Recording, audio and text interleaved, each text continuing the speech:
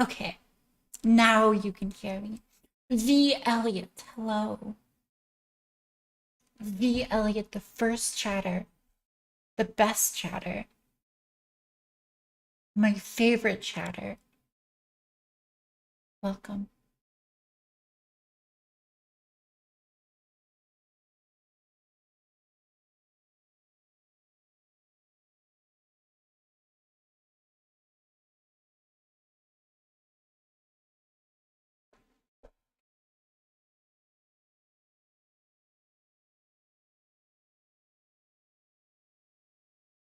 And Viking EBJ, as well as Lee Priest.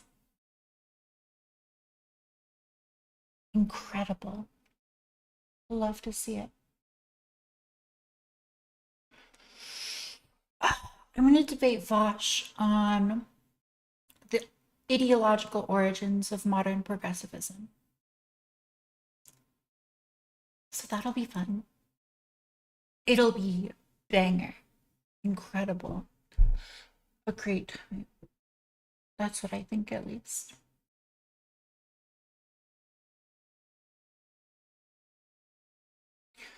I think the debate is going to happen in like an hour and a half. I don't know.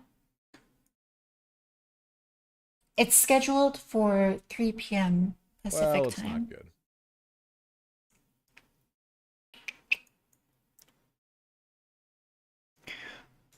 But yeah, we'll see. I think it'll be good. I don't know. We might just end up agreeing, or like, I don't really want to debate him on the merit of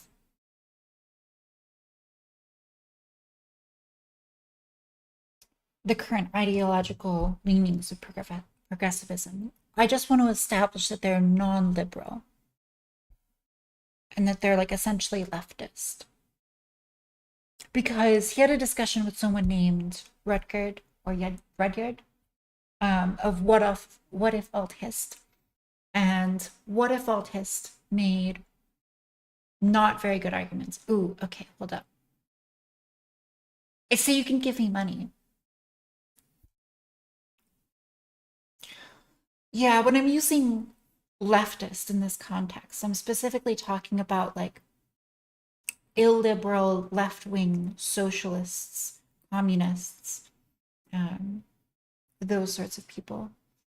Sometimes I'll use leftist to, or you can just talk about like left-wing, and I think that like liberalism is a moderate left-wing ideology in the way that like conservatism is a moderate right-wing ideology.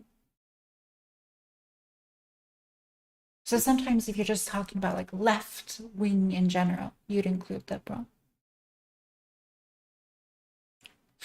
Especially in today's hyper left political climate, liberals would fall far right. Yeah, some people, like the current progressive milieu, I think views a lot of liberal ideas as essentially conservative. Um, I mean, like a good example of this, and maybe I'll get into this with Vaush, is I was reading Ibram X. Kendi's book, How to Be an Anti-Racist, and he says that anything that isn't actively correcting for past injustices, past imbalances, that isn't pursuant to the goal of equity, is itself racist. So simply being non-racist or neutral in your standards is racism. That idea that we need to like optimize for equal outcomes across the board by, equity standards is a left-wing redistributive policy, and it's in contrast to the liberal policy of equal opportunity.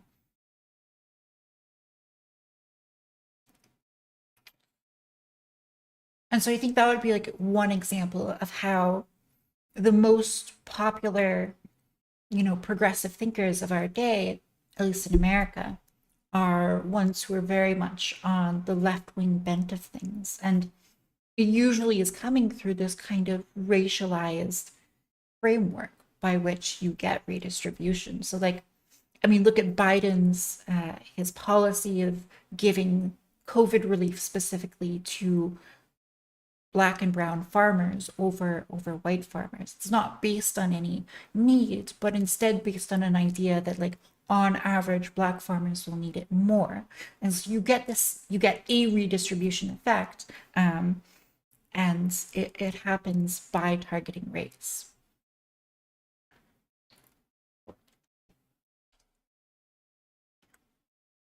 So yeah, one thing we might watch Coleman Hughes' video on color blindness. I think that might be good.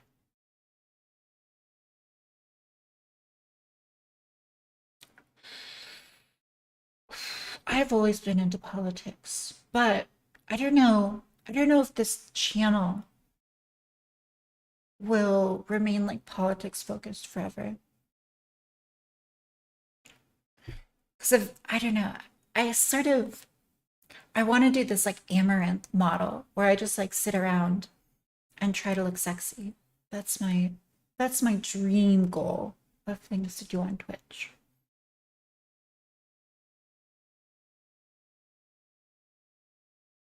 And then I'll probably do politics like on the side.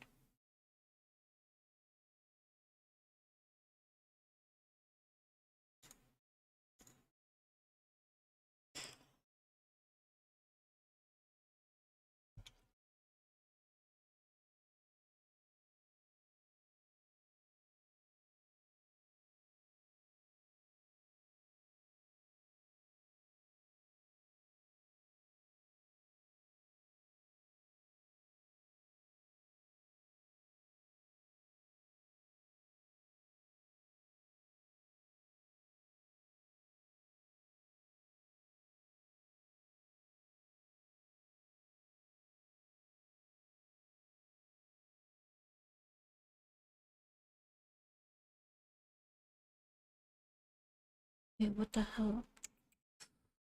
Oh, it's over here. Amazing. Take Burke's idea of a democracy of the dead and future generations, and I think that's what affirmative action is more about rather than the individual.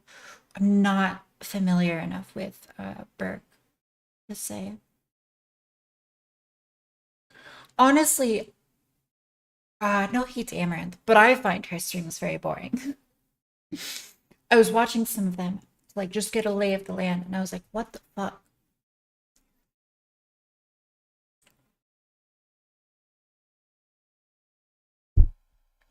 So, but I don't know. She's obviously very successful. Vaush and I have talked once, once or twice. We've been on panels together and we've had like one-on-one conversation. Yeah, you watch him to Coom. I just feel like there's such better Coom content out there.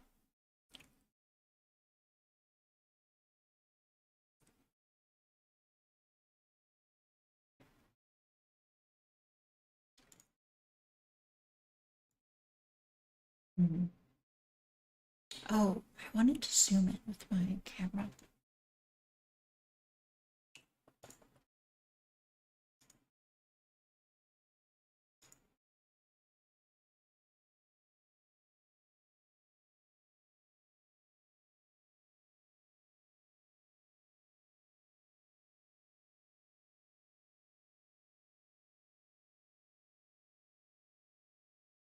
Free market decides the best Coom content.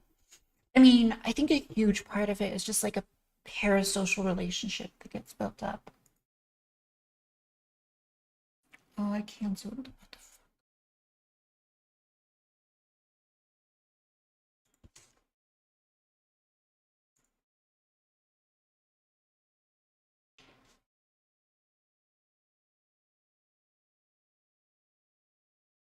How many people actually pay? A lot of people pay for pornography. But I think the pitch is that, like, everyone always says, why would I pay for pornography if I can Google boobs and get 2 million results? And the answer is that you can Google boobs, but you won't necessarily get pictures of the boobs that you want to see, which is if you follow like an internet personality and you like them, you want to see them specifically and you want to support them specifically with your money. You don't want to just like coom to any other random boobs.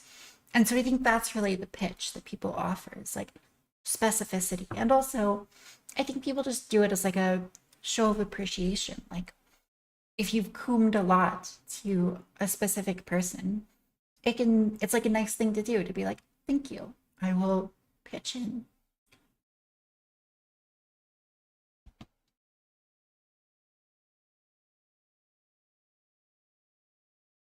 So that's kind of my view on it. Coomonomics.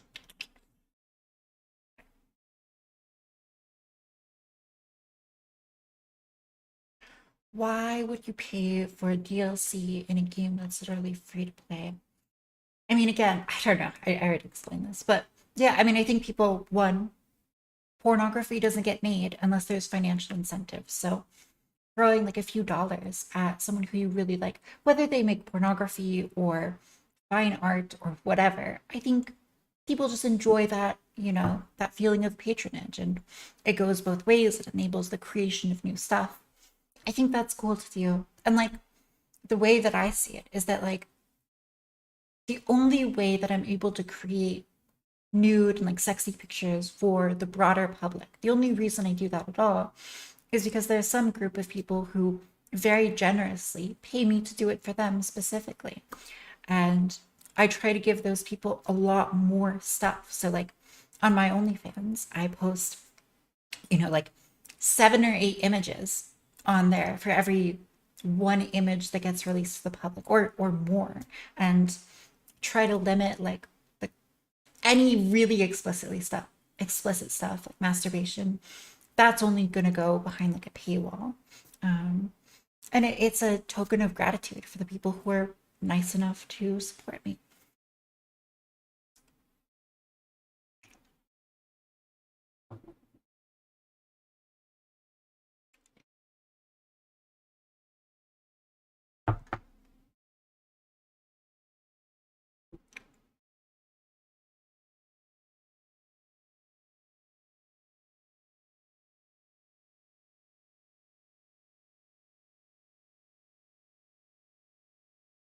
Yeah, no masturbation on Twitch, that's for sure.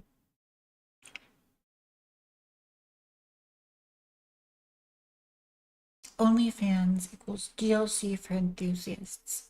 Yeah. I mean, I think that's true in a sense. If you really like a game, some people are going to want to buy the extra content. And I do think that OnlyFans is a little bit like that.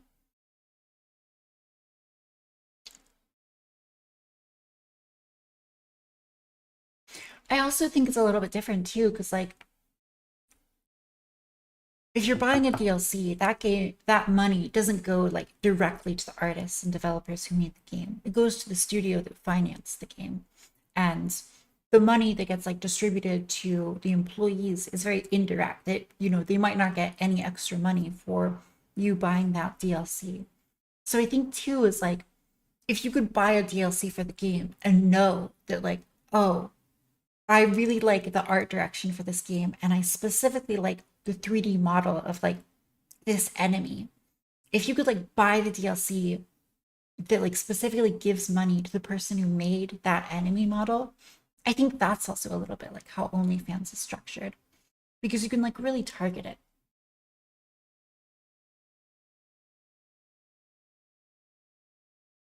Do you think you talk to an internet nobody about moral philosophy and maybe anarchism? Yeah, I would. OnlyFans negatively affected the quality of free porn, but that was inevitable with or without OnlyFans being the catalyst. That's interesting you say that.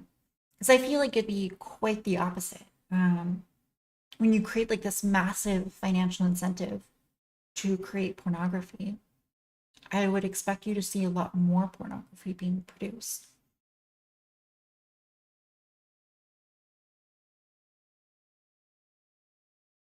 But yeah, I'm always looking for people to talk about things with, because I don't know, talking like alone is a little bit boring sometimes.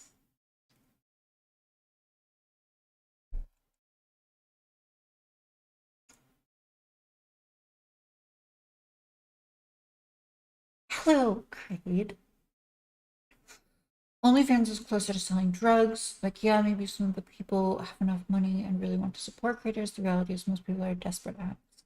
That's interesting. I think that if you are someone who is prone to addiction or parasocial relationships that take away from your quality of life and make you less willing to go out into the world and meet people for real, I would recommend not buying OnlyFans. I don't know. I think there's a lot of creators who very dishonestly like incentivize or encourage those sorts of unhealthy parasocial relationships.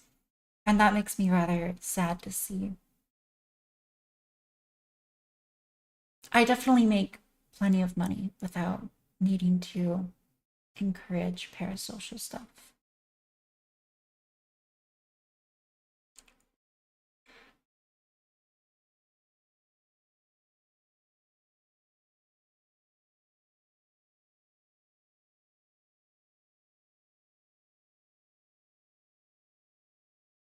Twitch is super cancer about parasocial stuff.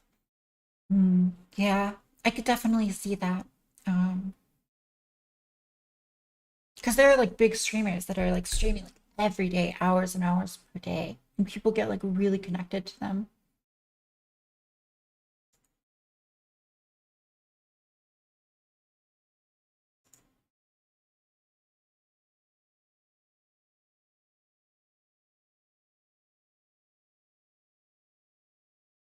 I think I'm gonna have a good conversation with Vaush actually, because I had a good conversation with him last time. What I suspect is that Vaush will just like bite bullets. I think that Vaush will just say that like, yes, they're ideologically different. That is the civil rights movement and modern progressivism. But I think Vaush would say that that is a change for the good. So yeah, I think the Vaush conversation is going to be in about an hour and 10 minutes. I'll talk to him earlier if he wants to talk. I think he's got to do like an interview.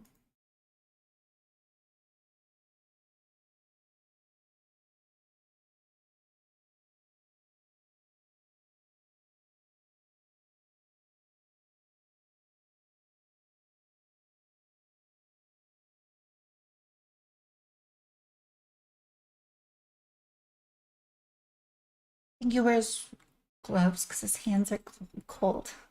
Oh my god, I stumbled over the word so hard there. Um, Vosh did openly disavow Kendi. That's interesting. I wonder if I could push him on that. I did not have Twitch affiliate.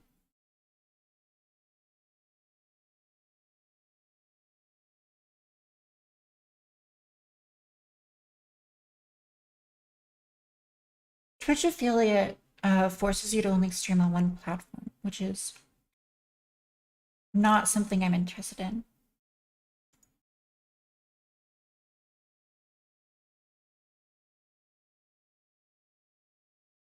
I'm American.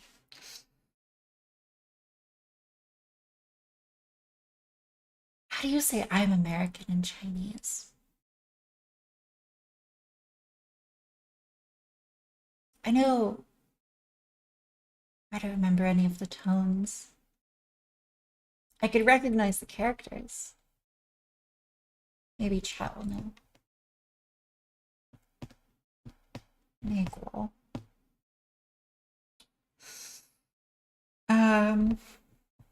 Partner has more benefits.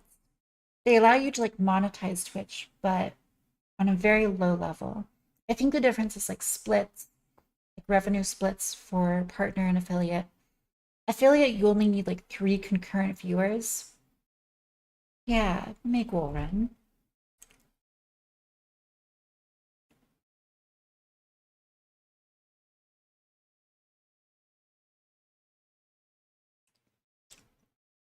Je suis American. It's really interesting how English has like influenced Chinese and Mandarin speakers. Like with the ta pronoun, I guess, and like writing it just like in the English characters, the Latin characters to express neutrality. I think that's so fascinating.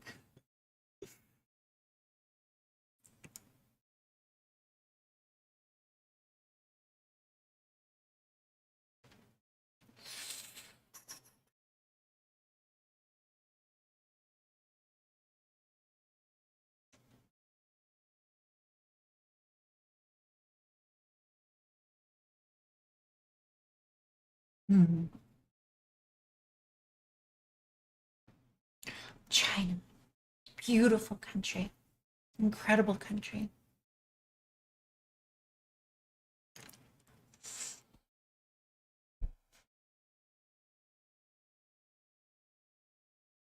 China's very interesting. Um, I don't know. I wish the best for Chinese people, but I'm also nervous about their future. What with demographic collapse and impending geopolitical struggles over Taiwan, geopolitical struggles over water rights, I think that part of the world is going to see a lot of upheaval in the future.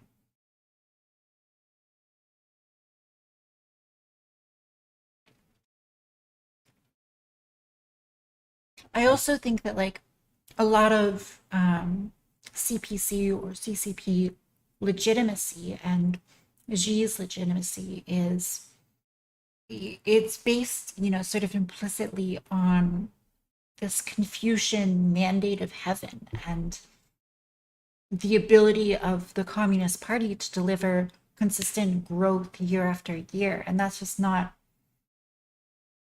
it's not something that can continue indefinitely. And yeah, I don't know. There's already like, China's been very harsh with their COVID lockdowns.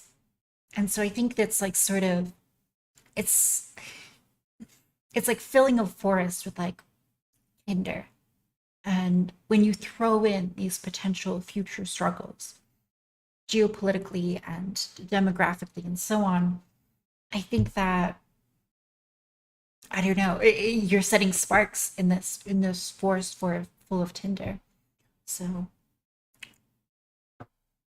it would be very bad, not only for the Chinese people, but for the global world order if China were to collapse or experience significant violent social upheaval. So hopefully whatever happens in China in the coming decades occurs peacefully.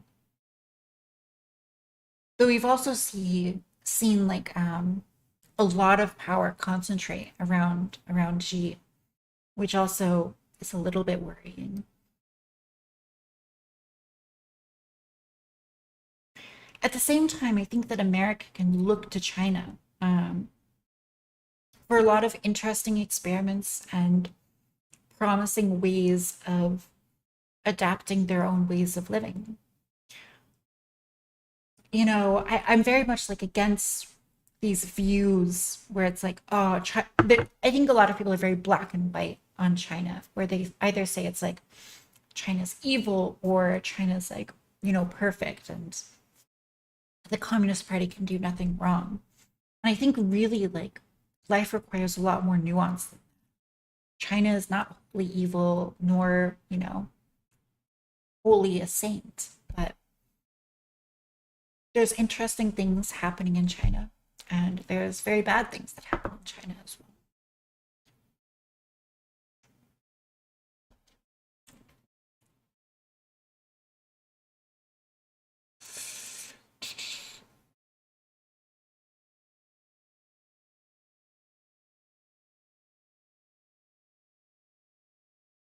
That is really doubtful since they are doing genocide.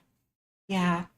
I think that China's really going to look back on the situation with the Uyghur people in Xinjiang, and it's probably going to be, a source of um, real national self-reflection and reckoning.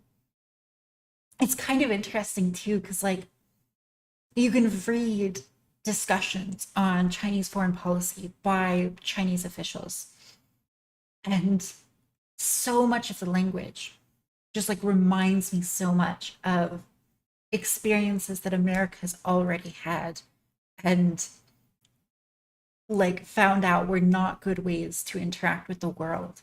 So Ukraine and Hong Kong aren't comparable at all. No, I don't think they are. I think the better comparison would be Ukraine and Taiwan.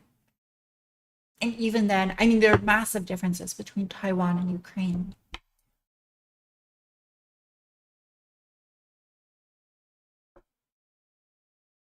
If you think that invading Ukraine has been difficult for the Russians, invading Taiwan will be brutally difficult for the Chinese. We're talking about an amphibious invasion that would probably be the largest amphibious invasion ever, between and with US involvement being a lot more direct. I'm going to debate Vaush on the ideological origins of modern progressivism and how they relate to the civil rights movement. Don't take this the wrong way, but you will probably have the prettiest feet. That's really nice. I don't think my feet look that pretty, so I have to hide them. But I think foot fetishes are, I don't know, foot fetishes are rather team fetishes, right? What's the size difference between Taiwan and Normandy/France? I'm not sure. Taiwan's a pretty big country, though. It looks a lot smaller on the map. Not only that, I think the big difference is like population, right? So when you invade and occupy a territory, if the population of that territory is very large, it's going to be very difficult to occupy. And occupation of Taiwan is even more difficult when you consider the mountains. So, like, if you look at Taiwan, there's like China and then Taiwan. And like a lot of the development in cities are like on this edge. And so China invades, there's like mountains on the other side of the island. So you can very easily imagine like prolonged guerrilla urban warfare as people retreat into the mountains. And you see, retreats into the mountains, for example, with like the US invasion and occupation of Afghanistan, the Taliban famously, retreated into the very mountainous regions of Afghanistan and were able to hold out for decades. I think that there are different domestic reasons why Americans struggle to really stamp out the Taliban and Taliban influence that China might not have issues with. But we're also talking about a much more developed, entity here, Taiwan versus Afghanistan.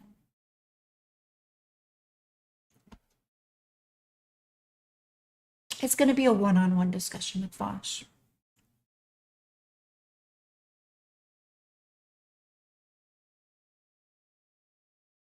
Yeah, you're saying like we're not all the same. It's true of any people. And I think it's really interesting how China has really pushed this like one China policy. And if you look at like China, it's like a very diverse country. And I think it's very much like a myth to call all of these people like one group Han Chinese when there's so many different languages spoken and different traditions within them, right? Northern Chinese people sound like they're pirates, while their R's, and Cantonese people sound like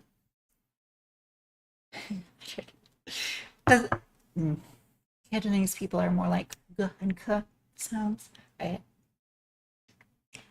More clucking. You have Sichuanese and very obscure, like random things that are. China's very diverse. And that's just in like the Semitic part. If you go out west, you get lots of Muslims. We've talked about the Uyghurs already. There's white people in China. Yeah. If you go up to Inner Mongolia, there's people with Mongolian descent. So yeah, I don't know. I think that China often likes to project this image of one China, the Middle Kingdom, and when you dig into China itself, it's very diverse.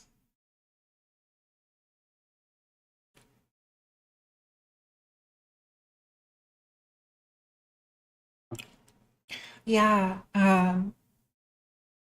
So I don't know if you guys know this, because like Jay Bear in chat is saying basically all of Taiwan is ethnically Chinese. The Chinese nationalists retreated to Taiwan after, during their civil war. And they still lay claim to all of mainland China, but they were opposed to Mao and the communists who hid in northern China for many years. They allowed the Japanese to sort of ravage the Pacific and, attack the nationalists. The nationalists and the Japanese went at it. And eventually, Mao came down from the mountains and, began conquering all of this land in China. And so China went through multiple cultural revolutions, and a lot of communist propagandizing and 5-year plans, and the culture of mainland China evolved in this very communist sort of way. And a lot of like the older Chinese culture that existed pre-communist revolution, that still exists in Taiwan. And so some people say that like Taiwan is more authentically Chinese than China. I don't know if that's true exactly, because I think that the way that communism manifested in China was very much, it seemed to me very much something that sprung out of Chinese philosophy, ideas of like legalism and Confucianism blending together. So the Chinese like communist vision is very much uniquely Chinese in a way that like was insurmountable when it came to like Soviet Chinese relationships. So like there was a lot of dreams of international communist solidarity, and those were sort of shattered when China refused to just be a lapdog for Khrushchev and really had their own vision,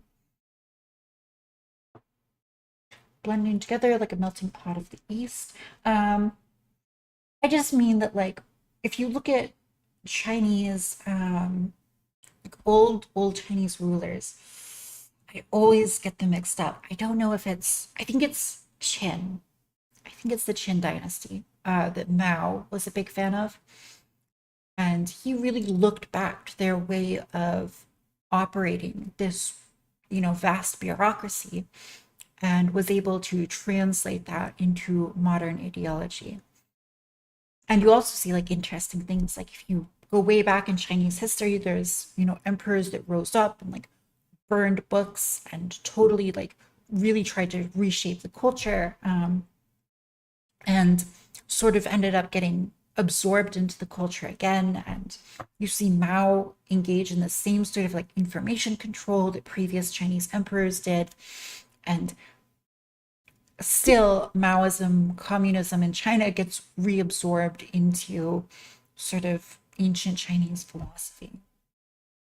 Um, a lot of like Chinese analysts and Chinese politicians, geopolitical strategists, they talk about like China as this cultural superpower, and they point to how Chinese culture can trace like ancestral roots back thousands of years. And though the names of the nation have changed and there have been warlord periods and strife, that sort of intact Chinese culture has always been adopted by the ruling class and used as a way to, legislate across this vast land and these, many people.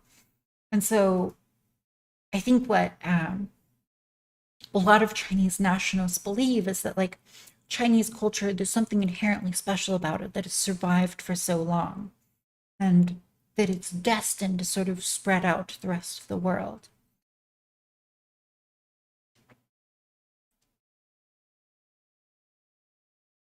So yeah.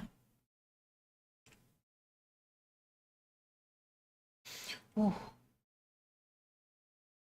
just rest my eyes.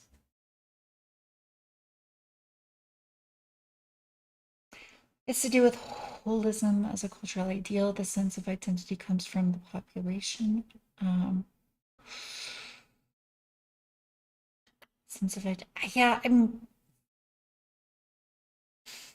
I don't know. I think a lot of sense of identity in China is still bound up in sort of Confucian ideas about um like the roles that you are expected to take, whether they be as like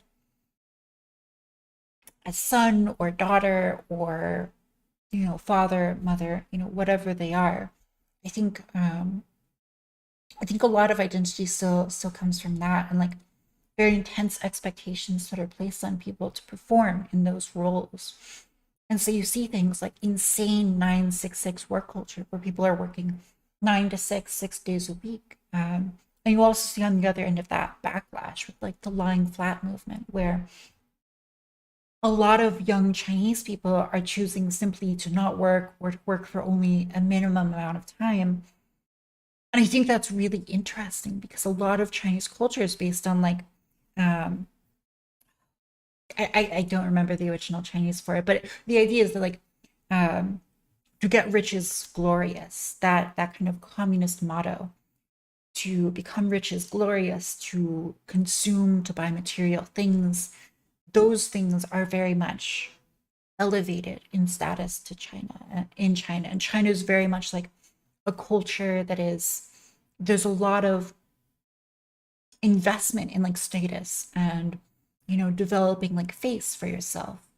And like one example of this is like cigarettes and these like little red box cigarettes, which are you know such like symbols of status, especially for the older Chinese generation, that they're given as like gifts. And pulling them out with your buddies is like a status, it's a flex move.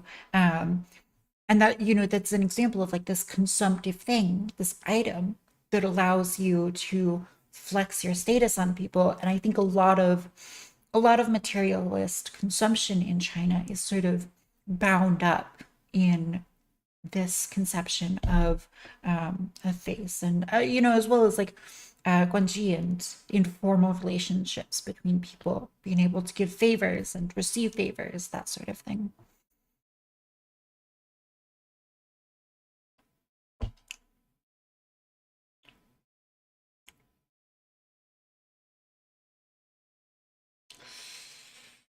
So yeah, China.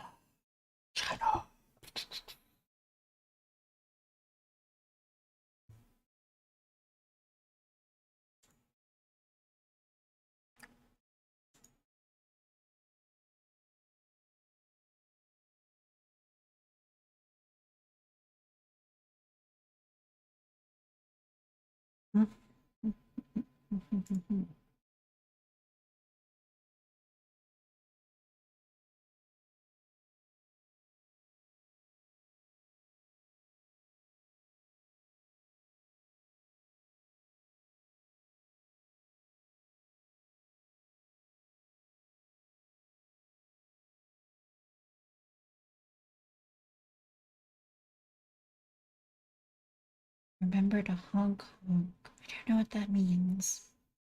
Vaush and I should just put this in the stream title because everyone asks it.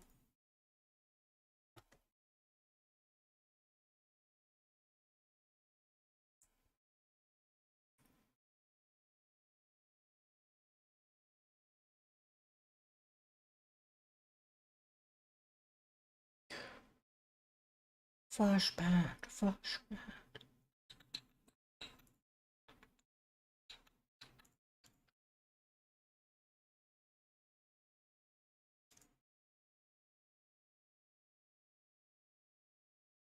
More like flash glad, am I right? He's so glad to be talking to me. Wholesome.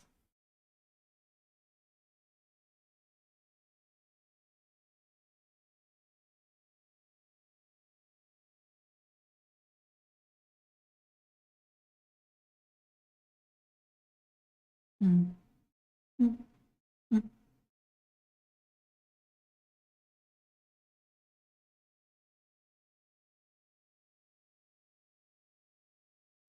Vaush Vlad? Oh my god. Crazy. I'm just gonna rest my eyes for a little bit. Akano boy. I just ranted about China for like 40 minutes. It was amazing. I covered so many aspects of Chinese culture because I autistically like read several books on China and like was very into researching the country for a few months. Um,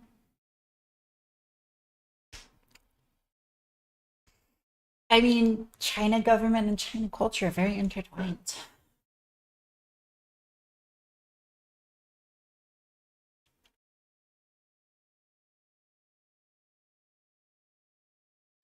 Should I talk to Haas as part of the prep?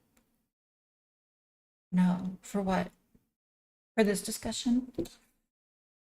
I actually wanted to talk to Haas like today. I just had the random urge to do so because I watched like a video with him in it.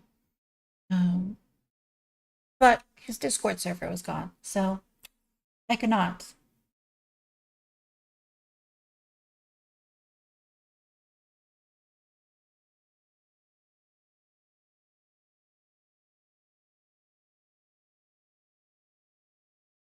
Ooh, yeah. Okay. I had another account, like a personal Discord account that I used before I made my Taftage one. Um, and I got like quarantined so many times trying to talk in Vosh's Discord. What would happen is that like I would say an opinion that was like not a leftist opinion, and they'd be like, okay, for your own safety, we're removing you and putting you in a special channel where you could only talk to moderators, and you need to either prove that you don't actually believe what you said or change your opinion before you're allowed to talk to other people. And I was like, what the fuck, like this is insane. And I just like would argue for like hours with moderators, and the moderators would like pick at me and like randomly they'd like swap out. So I'd like argue with one moderator for 45 minutes, and then another moderator would like tag team in. And then after, like, I even got it. So like I mostly convinced this moderator that like my opinions were like not as insane as they thought. And then I was like, so you agree? Like my opinion is not like so unsafe that it can't be expressed to the rest of the community. And he was like, yeah, I do agree with that. And I was like, so can I be allowed to the rest of the community? And he was like, no, only the moderator who put you in here can take you out. So I can't actually do anything for you. And I was like, oh my God. I just spent like hours arguing in here with people that can't do shit. And so he was like, yeah, sorry, I just wanted to like fucking argue with you. And eventually I got like unquarantined. My ideas were proven to be like not so dangerous that they couldn't be exposed to anyone. And then I got sent back there. Um, it was so bizarre too that they were like, you have to either change your viewpoint before you're allowed to speak to people or like walk back everything you said. And so yeah, it was insane.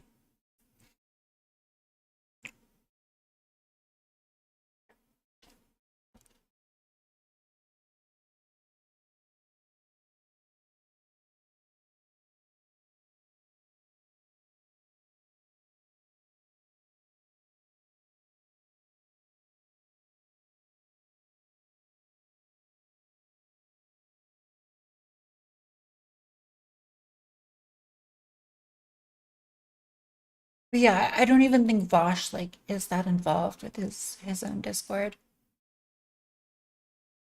But I thought it was particularly indicative of how socialists operate in the world, that they immediately like quarantined me for dangerous speech. And it's not like I was like saying slurs or anything. I was just arguing with socialists in the politics server for a politics streamer.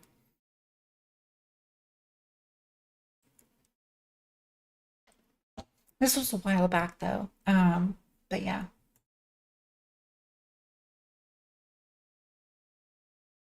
Yeah, I was sent to the gulag.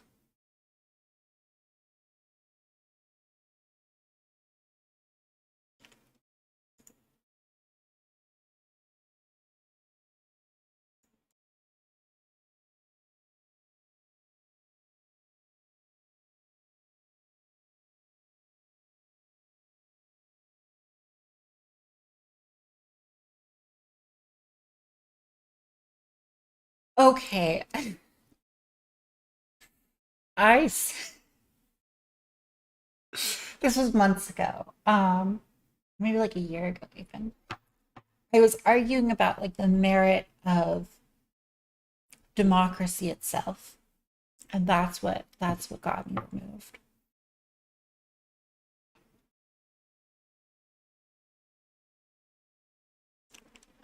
Ooh, do you think it's worse to kill a gay person because they're gay than because you want their wallet? I don't I don't know.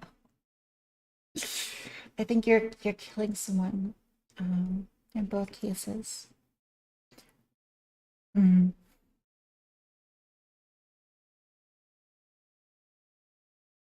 Okay, I'm gonna close my eyes.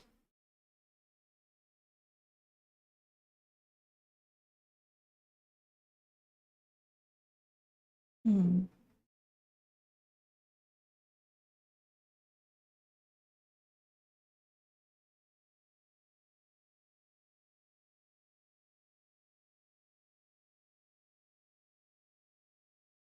How are things going in the attic of the US? Anything exciting happening? What do you mean attic?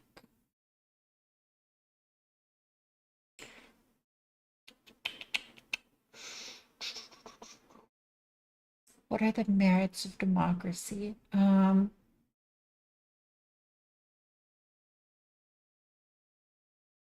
I think that democracy works really well in certain circumstances. So, like, if I'm with my friends and we're all trying to decide what kind of pizza to order, um, I think that's a great opportunity for democracy because everyone's invested in everyone else's well being. They all are caring for each other. They all have high information. The question of what to eat for pizza or what pizza to eat for dinner is something that doesn't require an expert opinion, or insofar as it does, everyone is an expert on their own taste buds. And yeah, it's low risk, so pretty good. I think it gets problematic when people are no longer friends. So say you have people that are allergic to certain pizza toppings and other people can vote to include those pizza toppings to kill the other people who are eating the pizza and then consolidate power. Maybe that's not so good.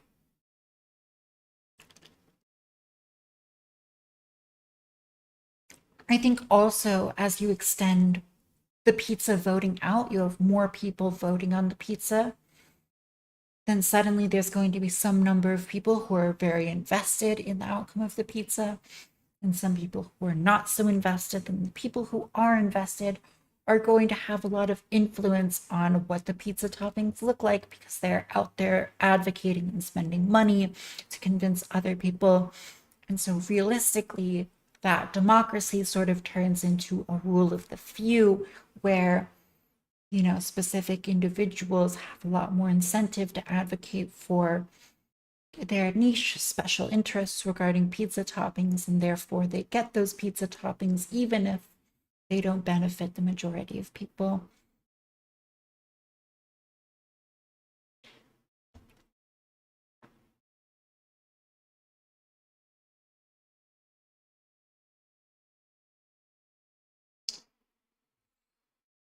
if you guys catch my drift.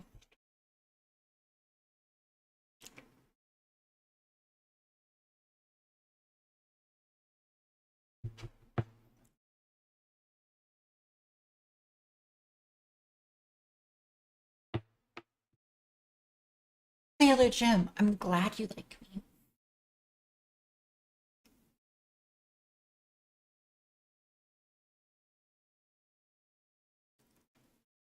I think only landowners should get to decide what pizza we eat. I think that whenever you have a vote of what kind of pizza to eat, inevitably it's going to be a small group of people, a Pareto principle group of people who are deciding what pizza we're going to eat. And so it's pretty important that access to that small group is meritocratic and fair.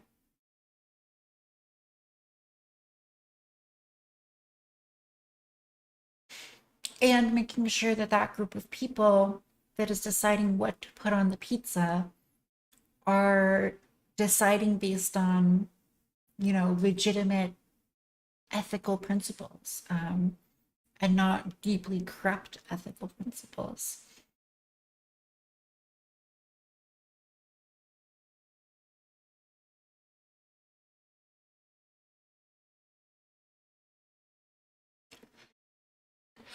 Yeah, yikes. Let's not say sketchy things about the Holocaust, please.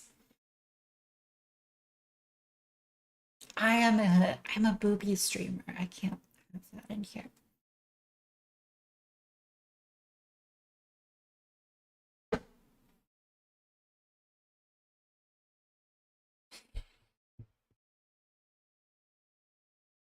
If I was on Coconut Island, I would suck dick for coconut.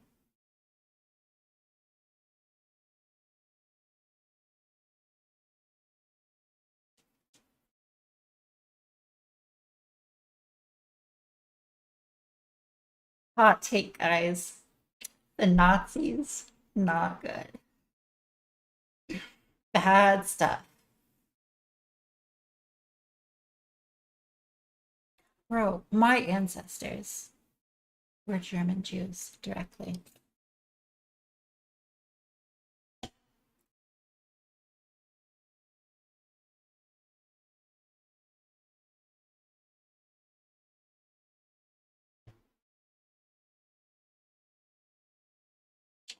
Nazis, yeah, murderous, bloodthirsty, self destructive, evil.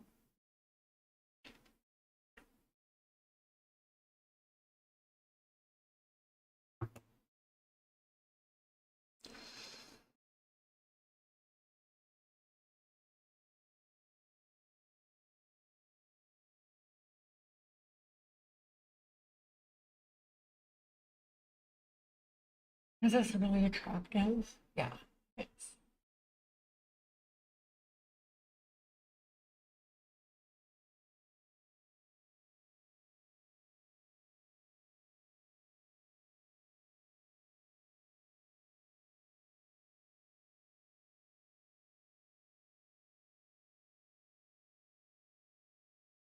Is that true? Is there really a debate in Germany about whether Pizza Hawaii is racist? You definitely don't need democracy for rule of law. You've had rule of law in a lot of societies that aren't democratic.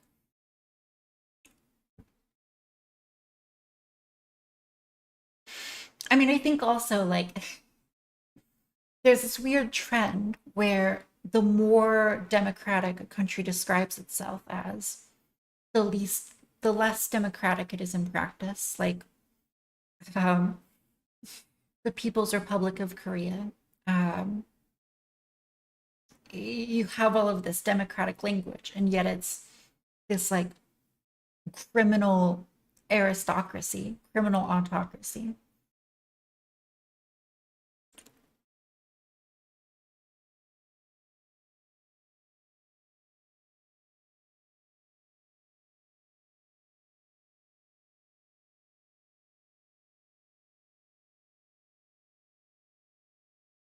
It shouldn't be having mic echo. Chat, tell me if there's echo on my microphone.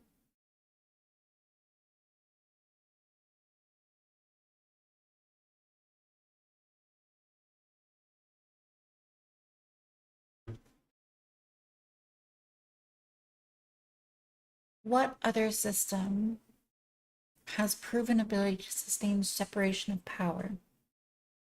What do you mean by separation of power exactly?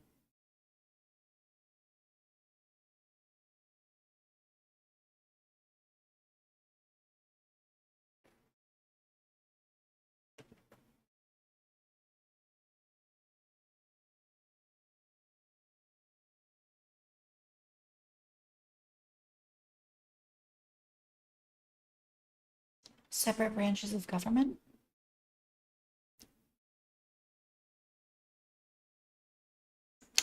I mean, there's a lot of different kinds of separation of power. Like,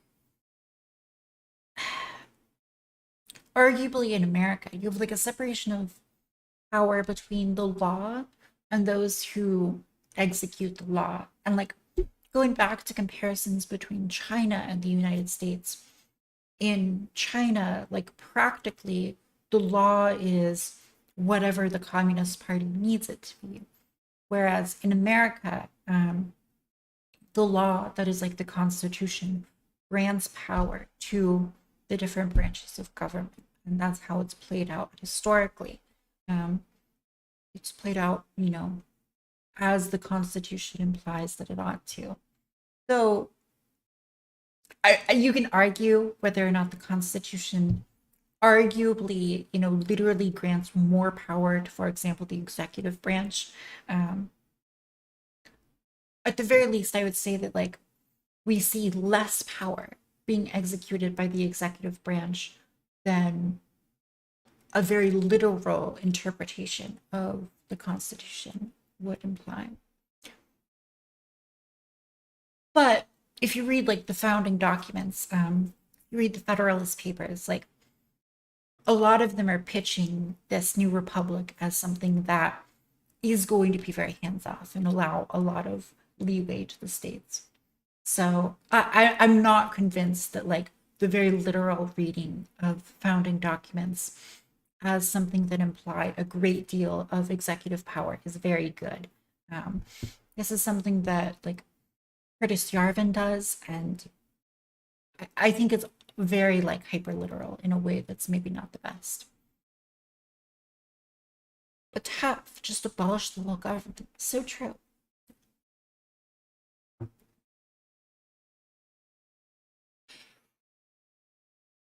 The time that I'm debating Vaush is in the stream title, my friends.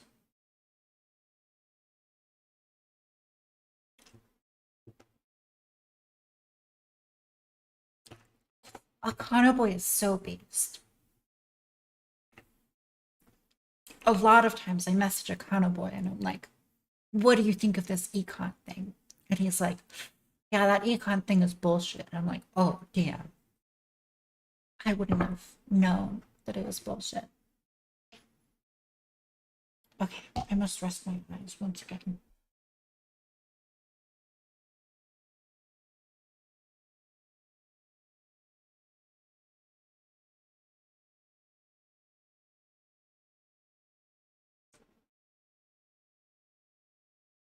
I think I'm doing this thing where I'm like opening my eyes too wide. This is such a bizarre problem to have, but like, I don't know. I'm just gonna look very stern because I'm not opening my eyes wide. Okay, that's also using facial muscles.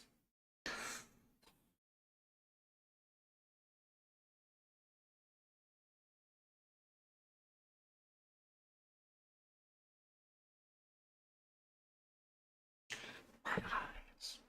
Look at them.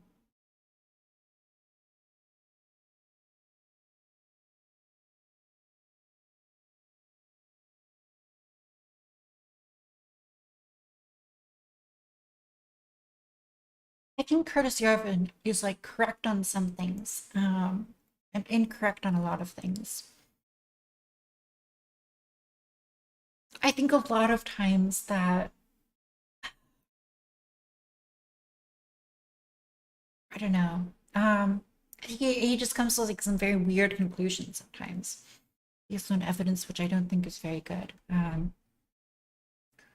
Like I've read, I was reading one of his books, and he was talking about how he didn't trust climate scientists because his mom worked with a politician who advocated for like radical climate solutions, and that guy was a dick.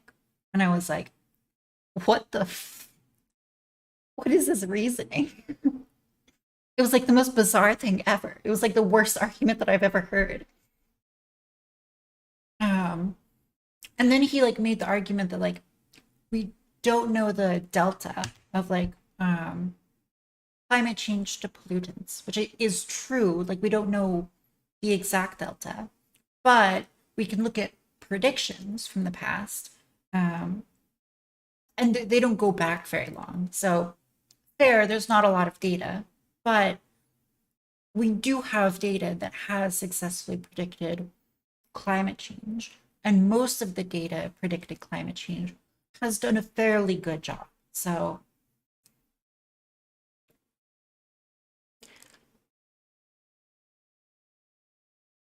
I do think that we should be careful because like climate models are not,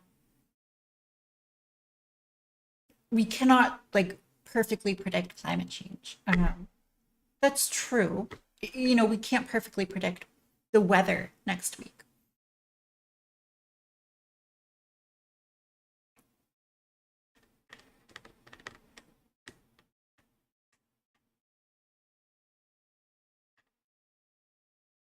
But I think that I don't know. I think he goes too far with some of his observations, like observing that we can't perfectly predict climate change. Correct.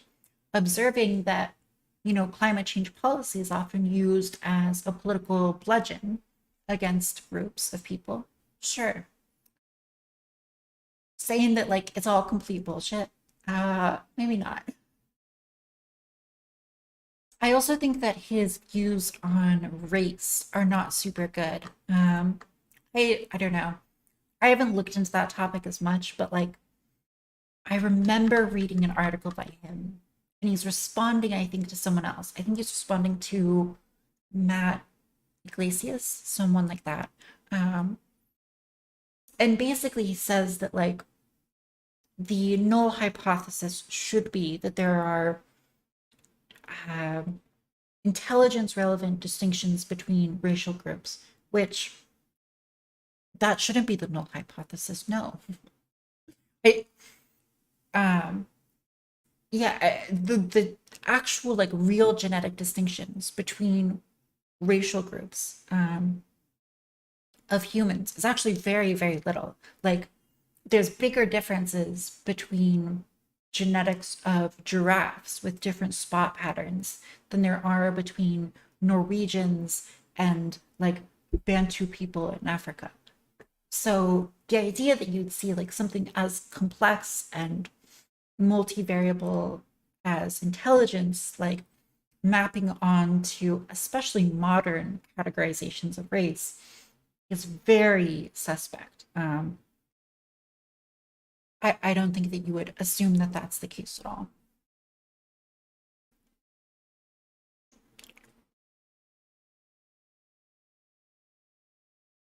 Yeah, humans are genetically quite homogenous, but humans are very good at telling the difference between other humans visually. And so our brain will like exaggerate the actual difference between facial features of humans in ways that we don't with other animals. So like the differences between again like giraffes genetically are much larger, but we're not giraffes, so we don't like notice those things necessarily. They just look like giraffes to us. But then when we look at like different ethnicities, our brain is like, whoa, big difference, and really underline like go beyond what your brain is telling you. There's not a big difference. So I think his reasoning there was a little bit suspect for sure.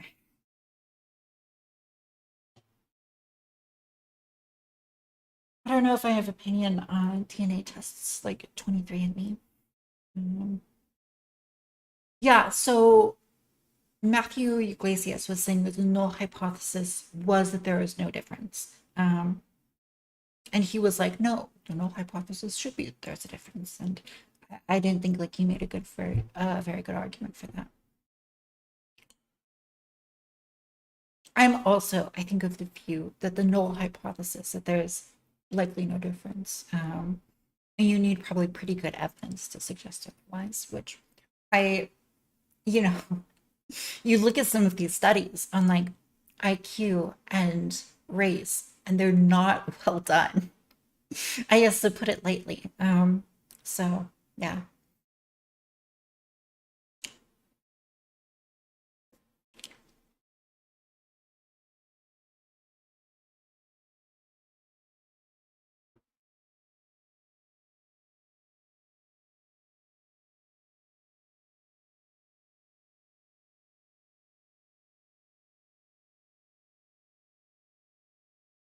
I've heard of the bell curve, and that's sort of what I'm referencing because, like, some of the studies referenced in Charles Murray's The Bell Curve, they're just laughably bad, right? Like going to villages in Africa that don't speak English and then administering IQ tests in English to them, and then being like, wow, these people are scoring so low on these tests. And it's like, wow, shocking.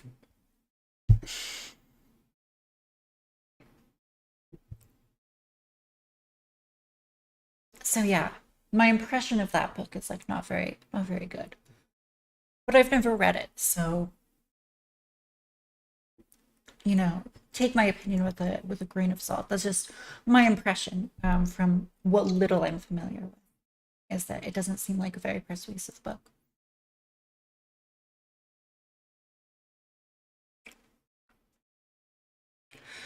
So yeah.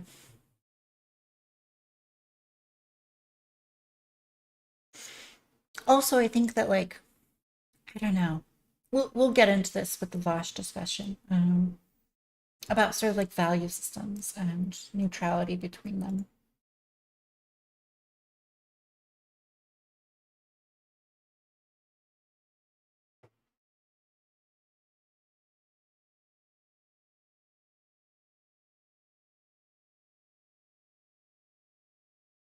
I believe it's referenced in the bell curve, but it wasn't conducted by Charles Murray.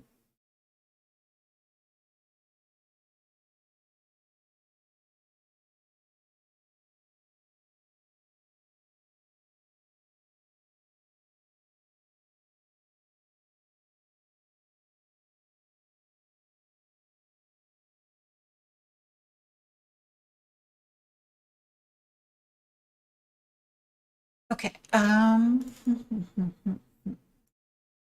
think what we're gonna do.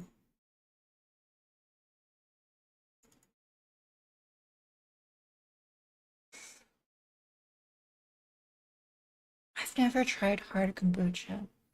I mean, hard kombucha's.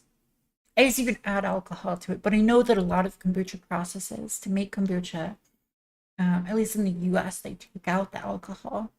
But I'm a big fan of kombucha, and it should have the alcohol included because it's only a small amount, and it would make it way cheaper, which would be nice. I have played Wordle. I am not good at it. Wordle like fucks with me because it bothers me that I'm not like doing it optimally. So when I've played Wordle, I've like spent like way too long, like just like trying to brain blast figure things out, and I found that very tiring and not fun.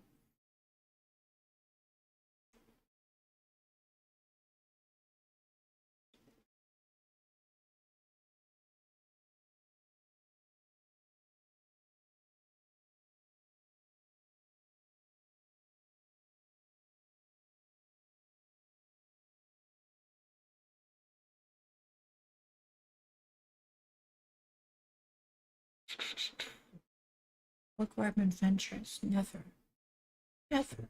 Perhaps I ought to though.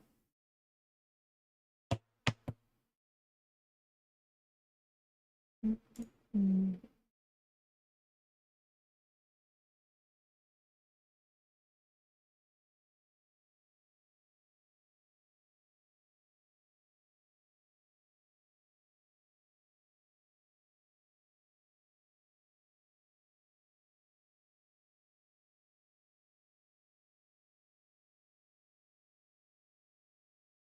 Whoa, YouTube chat popping off.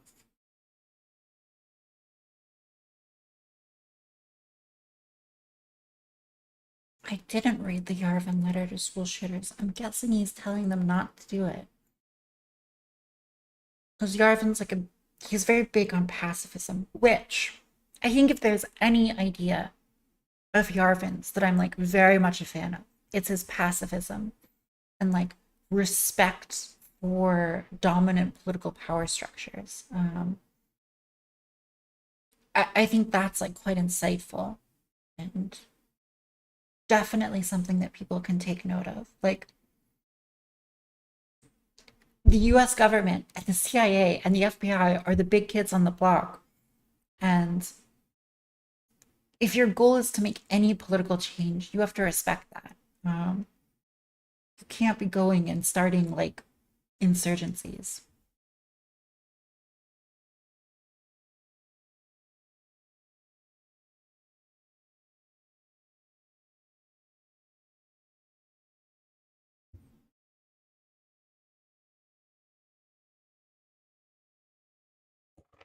Pacifism seems a bit fake because he is basically advocating for a revolution.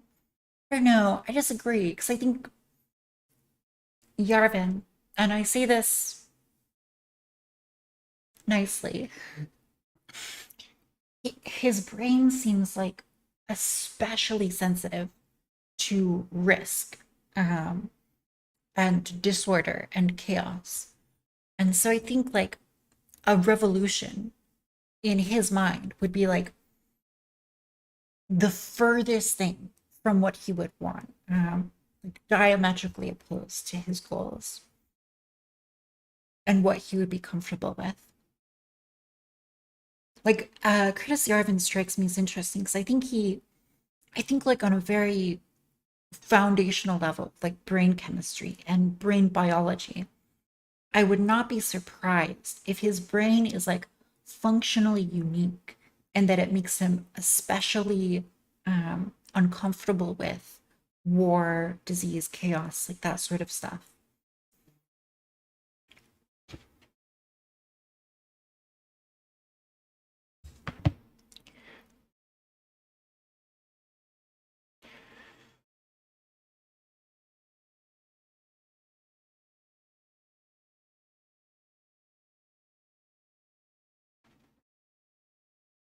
But yeah, I don't know how he intends to implement his ideas. I haven't read enough of him to say.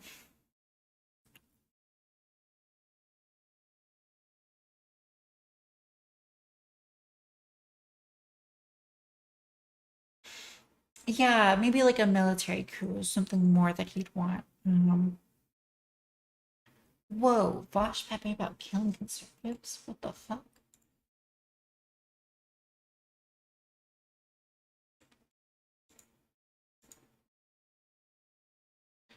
Yikes. Yeah, a lot of NRX stuff is long-winded and not well written.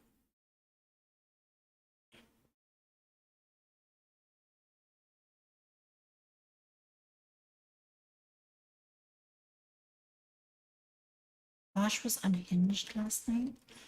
It was not good.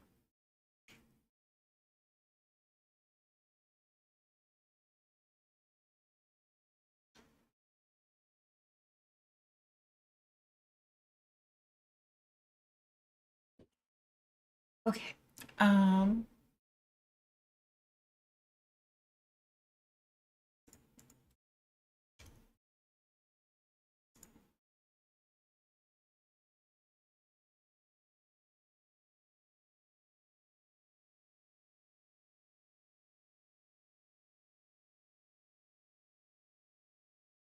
oh, I don't want to execute anyone. He said there's going to be a genocide. I don't know if you guys are memeing. That's not good.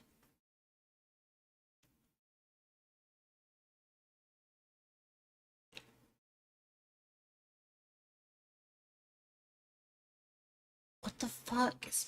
What is he saying? The right is planning a genocide?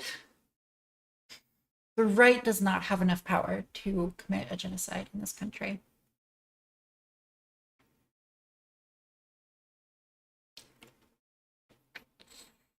The FBI and CIA are actually very effective at preventing that sort of organization to commit mass crime like that.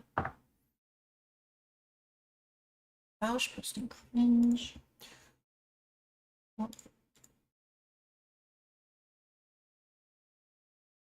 I think Destiny did say violence against conservatives was justified. I think it's interesting because, like, a big part of my political philosophy is nonviolence.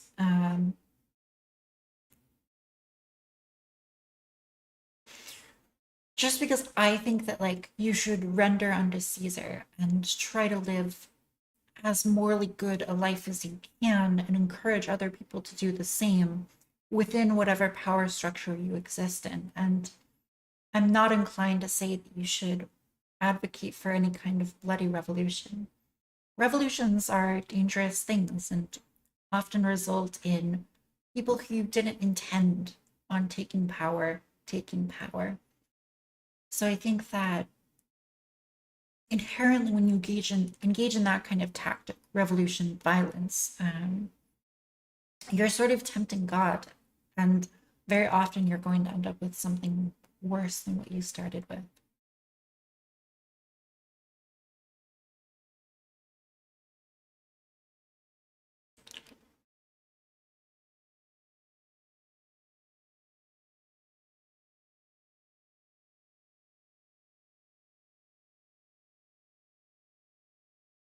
I kind of believe in a God. I don't believe in a Christian or a Jewish or a Muslim or God of any existing religion. Neither Yahweh nor the Wiccan Mother Goddess, but rather, I think God is a useful concept as like an embodiment of good, and of an ideal way to exist in the world. And I believe in that kind of God, and I believe that ideal can have influence in the world, but it's not all powerful.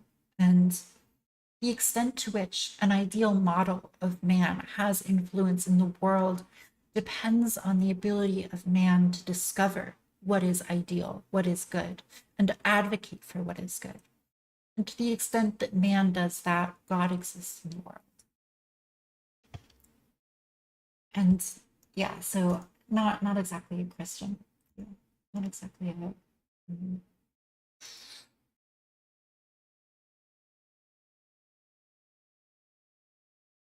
Okay. Um, we are going to be back browsing. Hold on.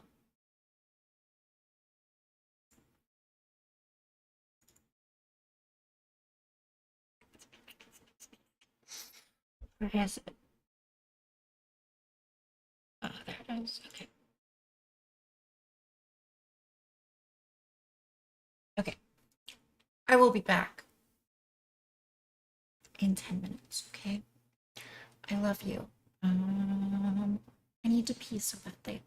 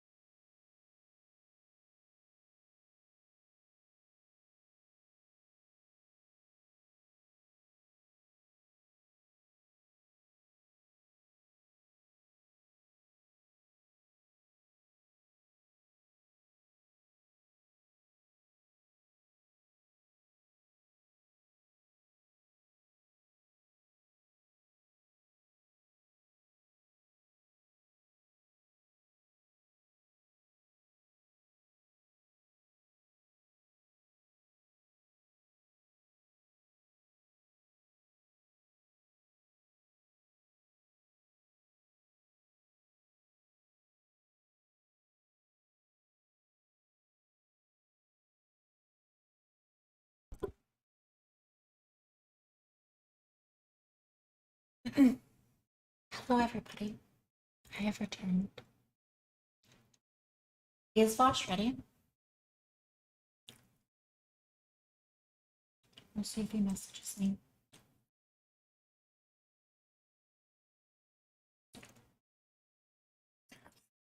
Who knows?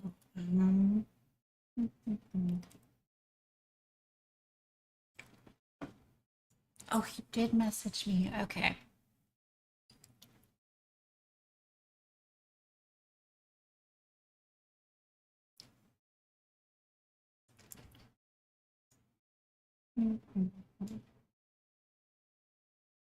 Howdy. Hello, Vaush. Howdy. Vaush himself. Oh wait, I gotta. Howdy. Vaush, wait. I need to turn on my thing. All right, you should be able to hear me. Howdy. Right.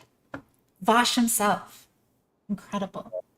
It's been known. Oh, I'll turn my cam on since we're both streaming.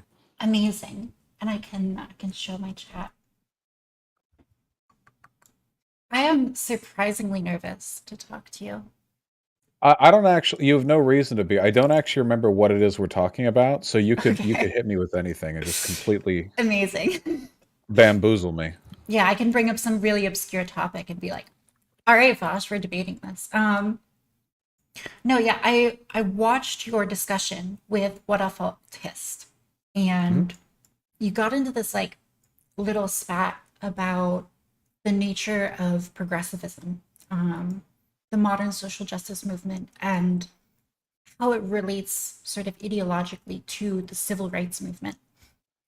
And I think that What If Altist was making the point that they are different ideologically from each other. So I'd be curious to know, maybe without having someone talking over you, what your position on that is. Yeah. So, I mean, they're different in the sense, of course, that they were comprised of different people to a different end. They're ideologically related and very similar. The reason I was trying to, because I never even got to the point I was trying to arrive at, in the video of his that I watched that I was heavily critical of, he was of the opinion that social justice is bad, but the stuff the civil rights movement and before did was good. But then Mhm. he decried social justice in all the ways conservatives back in those days decried the civil rights movement. The fundamental argument that I was trying to make is that all of his criticisms of modern social justice could also be applied to earlier movements he agrees with. He just arbitrarily separates them because he doesn't want to, you know, be a vocal opponent of the civil rights movement or of the abolitionist movement or anything like that. Okay, interesting. I'm glad this is your position because I think that means that maybe we'll actually have something to argue about on this topic. I mean, I think that like just laying groundwork, you would probably not say that the US government now is leftist, right? No. Right. And like to the extent that we're not leftist now, we were definitely not leftist in the 60s. I think that the problem with people like what I called hist is that they sort of look at the civil rights movement and they cast it as this like wholly liberal movement. And the reality is that like there were a lot of left-wing strains, arguments that made up the civil rights movement. People argued for civil rights for Black people and gay people based on leftist terms. But I think that when you look at what actually ended up getting translated into policy, whether with the Civil Rights Act or how the broader public eventually came to accept the civil rights movement, it was from the liberal arguments that were made during that time, regardless of what proportion they actually made up in the civil rights leaders' arguments themselves. So like you look at these old videos and pictures, people carrying signs that say like "I am a man." They're sort of they're straining, I guess, in the terminology of modern progressivism for a kind of universalism, saying that like we all ought to be equal and exist in this sort of colorblind society which isn't making distinctions on race. And so you have that message in the civil rights movement at the same time as you have the message of like Black liberation and Black political identity. But I would say that what ultimately ends up in policy is like we should is this kind of colorblind policy of like we ought not to make distinctions based on race. Does that seem like an accurate reading, or is there I'm sure you have something to add. Well, I mean, even Martin Luther King Jr., I mean, advocated for reparations and believed that preferential treatment should be given economically to black people to compensate for, the many, many years of oppression and free labor. The problem is, like, I agree with what you're saying generally, but this is like a problem where you'll have like a radical problem and radical solutions are proposed, but only the most milquetoast reformist solutions actually get implemented. Even in the cases where like the more liberal sentiments are what make it into policy, leftists have historically been very effective in at least pushing for that. The socialists and anarchists that fought for union organizing back during the turn of the 20th century were not successful, tragically, in abolishing capitalism, but they were successful in driving a larger liberal majority towards stuff like securing the weekend or standard working hours or paid overtime. Likewise with the civil rights movement, likewise with the abolitionist movement, who had far more radical designs than just the end of slavery, some of them at least. So yeah, it's always about compromise, right? If the role of leftists in history is to push liberal discourse forward and towards the left solution, then that is at least something. Yeah, I'm glad that you bring this up, specifically in regards to Martin Luther King and his advocacy for reparations. Because I think the big problem with some like right-wing types is they're very willing to like write off any sort of left-wing or leftist ideological strain in the civil rights movement or in Martin Luther King himself.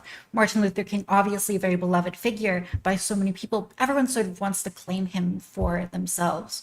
And so more conservative or liberal types will point to like the more liberal things that he said, the more the principles that he's argued for based on that, that principle for civil rights, this liberal conception of equality. And then leftists will point to like his more leftist policies as well. I think that the distinction, though, is that when you look at the civil rights movement, it is these like liberal solutions which made up, I think, the at the time the progressive class that was really in charge. So regardless of even like what the majority of people thought, the people that really had the most power, they were the ones who really gravitated towards the liberal solutions and the liberal language in that movement. And I think now it's different, where you see people who are very prominent scholars. Some of them you've disavowed, like Ibram X. Kendi, but you see these like prominent racial discussions which really center the leftist solutions, reparations, and a movement away from equality and towards equity as the goal. Well, I mean, the professors, I'm pretty sure, were as radical, if not more radical, back in the 1960s relative to the general population than they are now and today. I don't disavow Ibram X. Kendi. There are a couple of things he Okay. said that I think are dumb, but I mean, certainly he's been an overall force for good. I don't really think there's a meaningful distinction between equality and equity, though. Really? Okay. Yeah, because I don't think equality can really exist functionally without equity.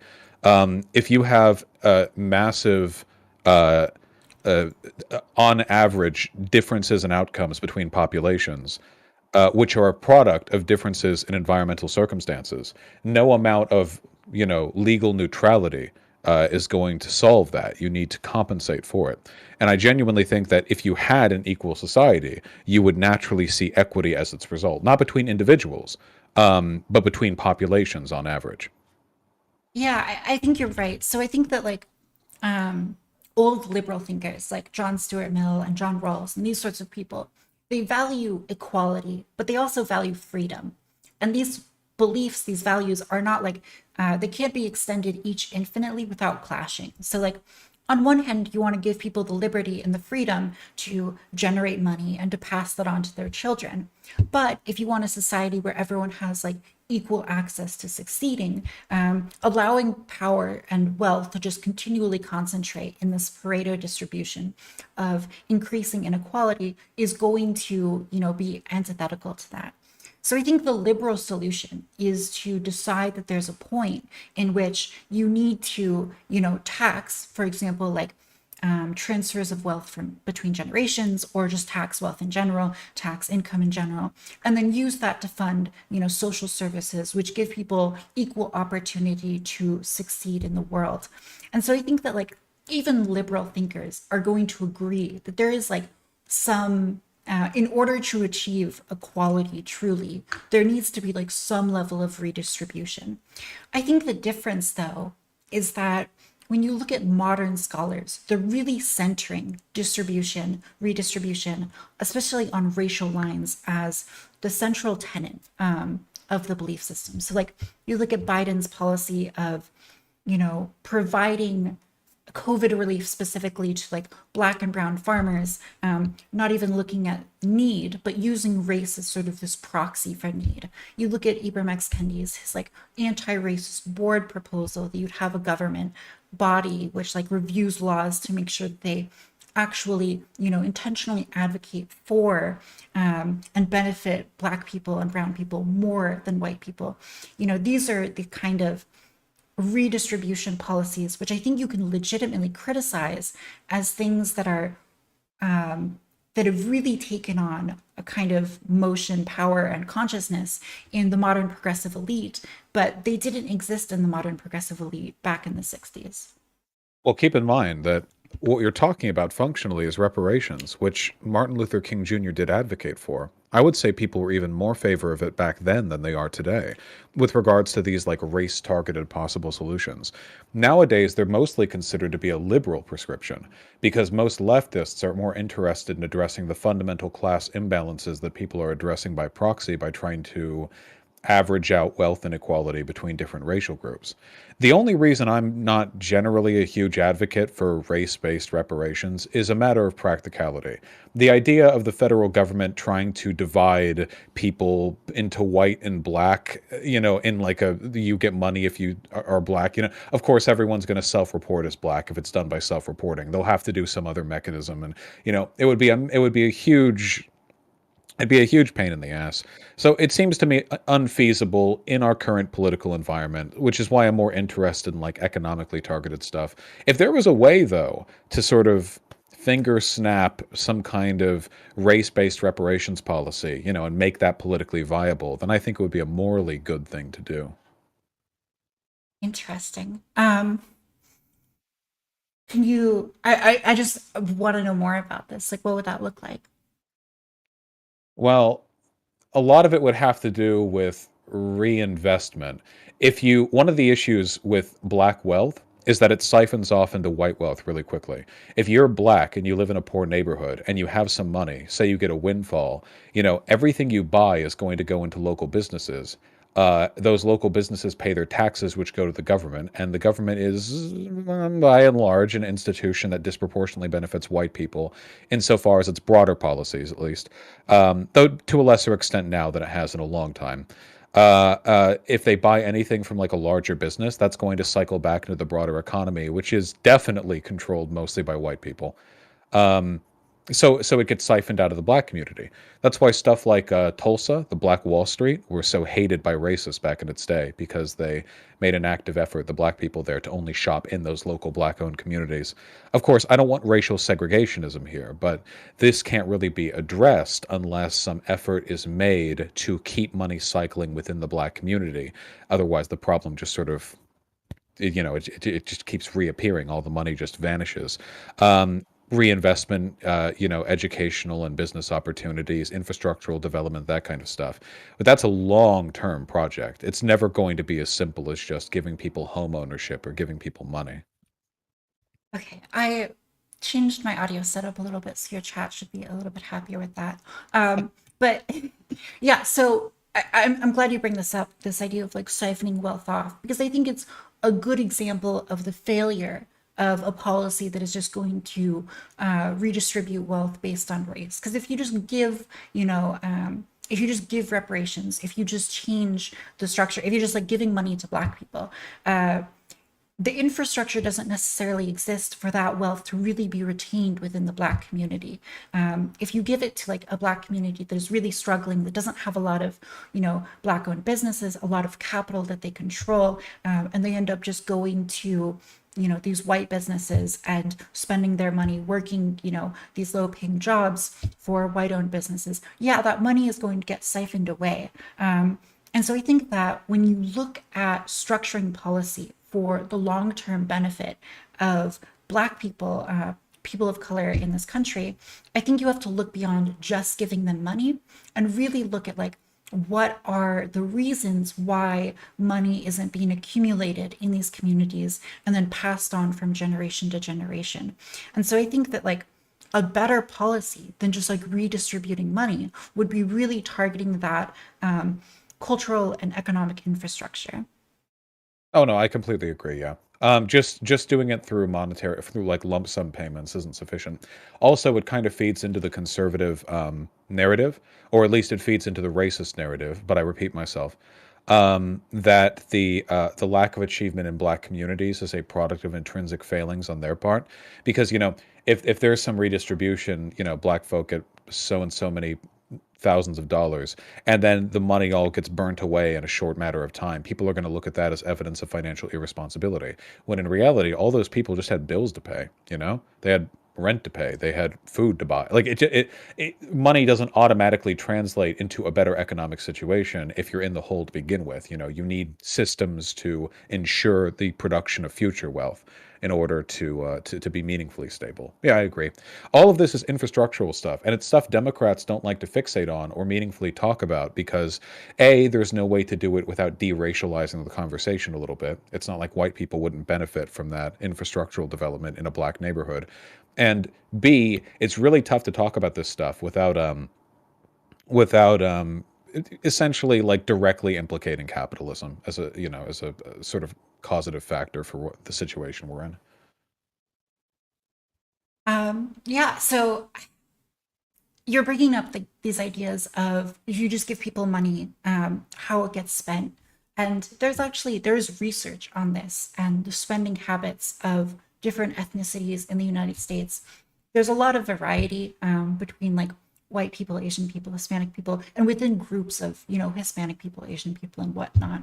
But what you actually find is that like the consumption patterns are very different. And so there's a study out of like University of Chicago on consumption patterns, and it turns out that like when an ethnicity engages in like long-term investment, whether that be in like business or just like savings or stocks or whatever, that directly correlates to wealth accumulation over generations. So like you look at Chinese immigrants into California and Hawaii, and they actually differ on this, but especially in like California, where they were able to save money over time and then pass that on to their children, they were able to achieve really significant gains in capital, which then allowed them to send like more children to school, to get better education and whatnot.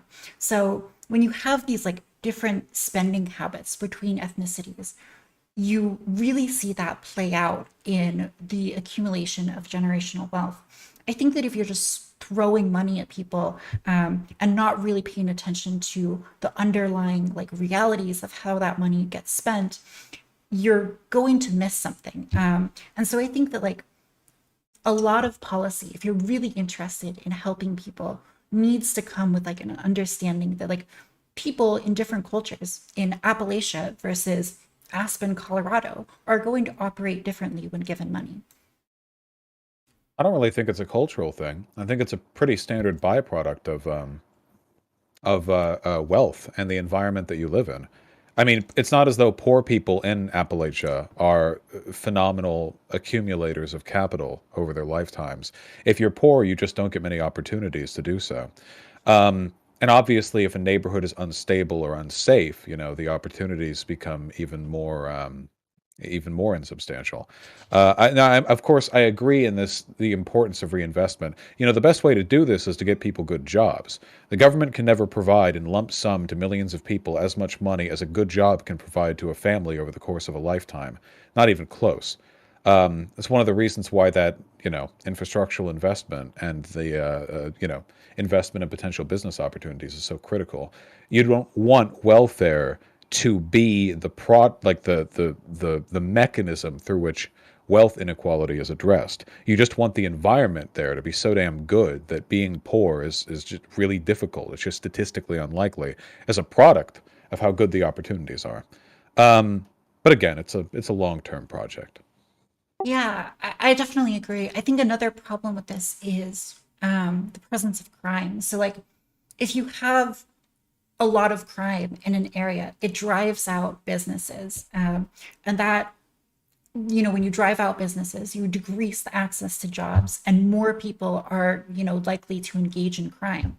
And so it is really this like vicious cycle in a lot of these places where you have economic opportunities driven out, and then it gets worse, and it's really hard to stop that cycle. So when you talk about like infrastructure and making these communities safer, I think those are really good places to begin to really help people, allow them just the ability to have a better life and to do all of the things that they're, totally capable of, but might not necessarily have the opportunity to just because of the social environment that they found themselves in, and which gets continually reinforced over time. Just to, I don't know, try to bring things back a little bit to the distinction between the civil rights movement and the modern progressive movement. Do you think that like a liberal, someone who's not leftist, could make an argument based on their principles that the extent to which the civil rights movement ultimately achieved liberal outcomes, those were like the policies that got implemented by the liberal governments at the time, that was good. But the extent to which the modern progressive movement advocates for more leftist policies, for example, redistribution, and makes that a center part of their beliefs, that's not good. Because I think that's what someone like what if Altist is saying. They're saying that like the liberal arguments made in the civil rights movement were good, and the more leftist positions that are advocated now are not good.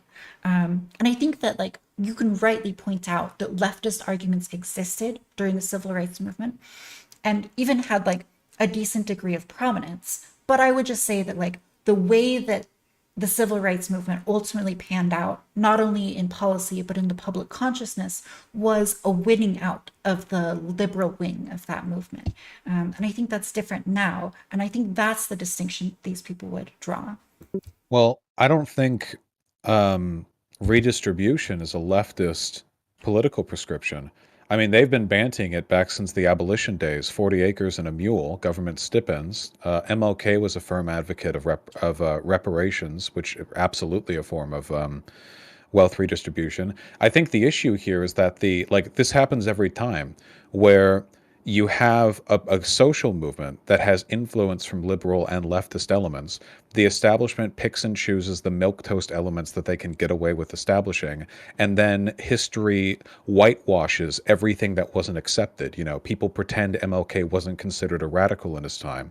And then the next social movement comes about, and people are like, oh, okay, well, the other stuff was fine because we've whitewashed all the radical elements out, but this is too far. No, it's not. Modern discourse about BLM and race relations are decidedly less radical than they were back in the 1960s. What's more, there have been fewer adoptions of these policies by the establishment.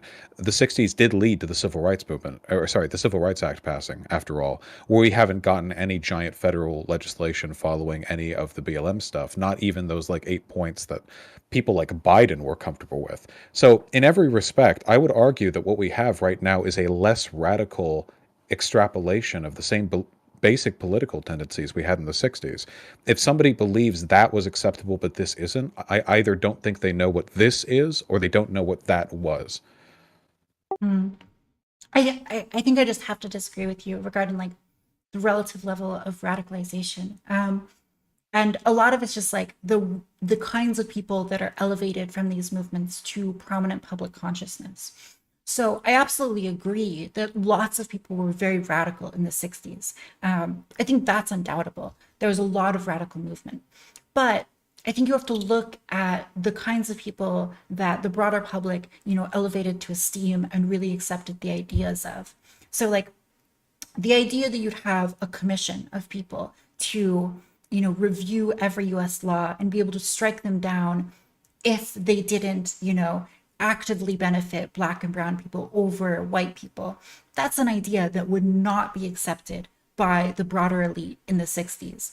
It's not And accepted today. well, you have Ibram X. Kendi arguing for this, and he's getting paid tens of thousands of dollars to speak at colleges. With His book is like included on like the main page of like the Cornell, with student with library. respect, he's one academic who was asked by an interviewer for one hyper radical position to address racial inequality. There were ideas that radical and far more bantied in the 60s. The Black Panther Party literally, like the Nation of Islam, were literally like at points black separatist, and none of these ever got accepted by the mainstream. The mainstream right now is like liberal Democrats, and liberal Democrats don't do shit. So I don't think yeah, I'm just saying, like, I don't, MLK was the main guy of the civil rights movement, and he was radical in his time and would be considered radical today. I just don't think people like acknowledging how essential radical political advocacy is to even the basic milquetoast liberal reforms they take for granted. Yeah, so when I say mainstream, to be clear, I'm talking about like mainstream progressives. So I agree with you that like the mainstream American, even the mainstream Democrat, is not on board with these ideas.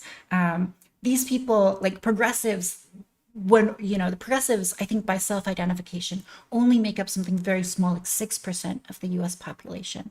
So I'm saying that within this progressive group, you have these very radical ideas which are taken, as gospel. And I think that like you also see reparations, like we had this topic earlier. It's really just one part of this whole shift in the political dynamic. And so like I think that you see in the 60s, there's and before, there's really this emphasis on like appealing to this liberal perception of like we are just men like anyone else. I'm a man who like happens to be Black would be like, one of the ways that you appeal to the liberal milieu at the time. But now I think that you see this insistence on a kind of political Blackness, or, I experienced this, a political transness, by which to take on the identity of a Black man or a trans person means being also willing to engage in like a kind of political activism for that group.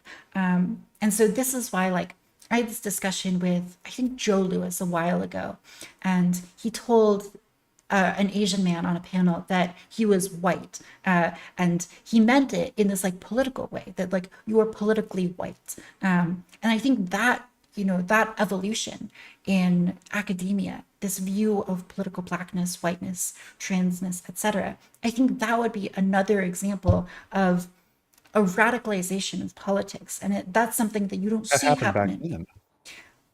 Let's see, The I can pull concept up of the. political blackness and political whiteness predates the 1960s, but back then there were people in like the Nation of Islam or like Black Panther Party were absolutely calling black people who sided with like white majorities all sorts of funny things. Like right now, like with respect, it seems like you're just citing stuff that like gets the outrage on social media these days. I guarantee you, like more was happening back then. Like back then, ideas that are today not even whispered in halls of power were being broadly discussed back then. Whether it's black separatism or like full on like a militia organization, or we're talking about like the idea of like radical militant action, stuff like that.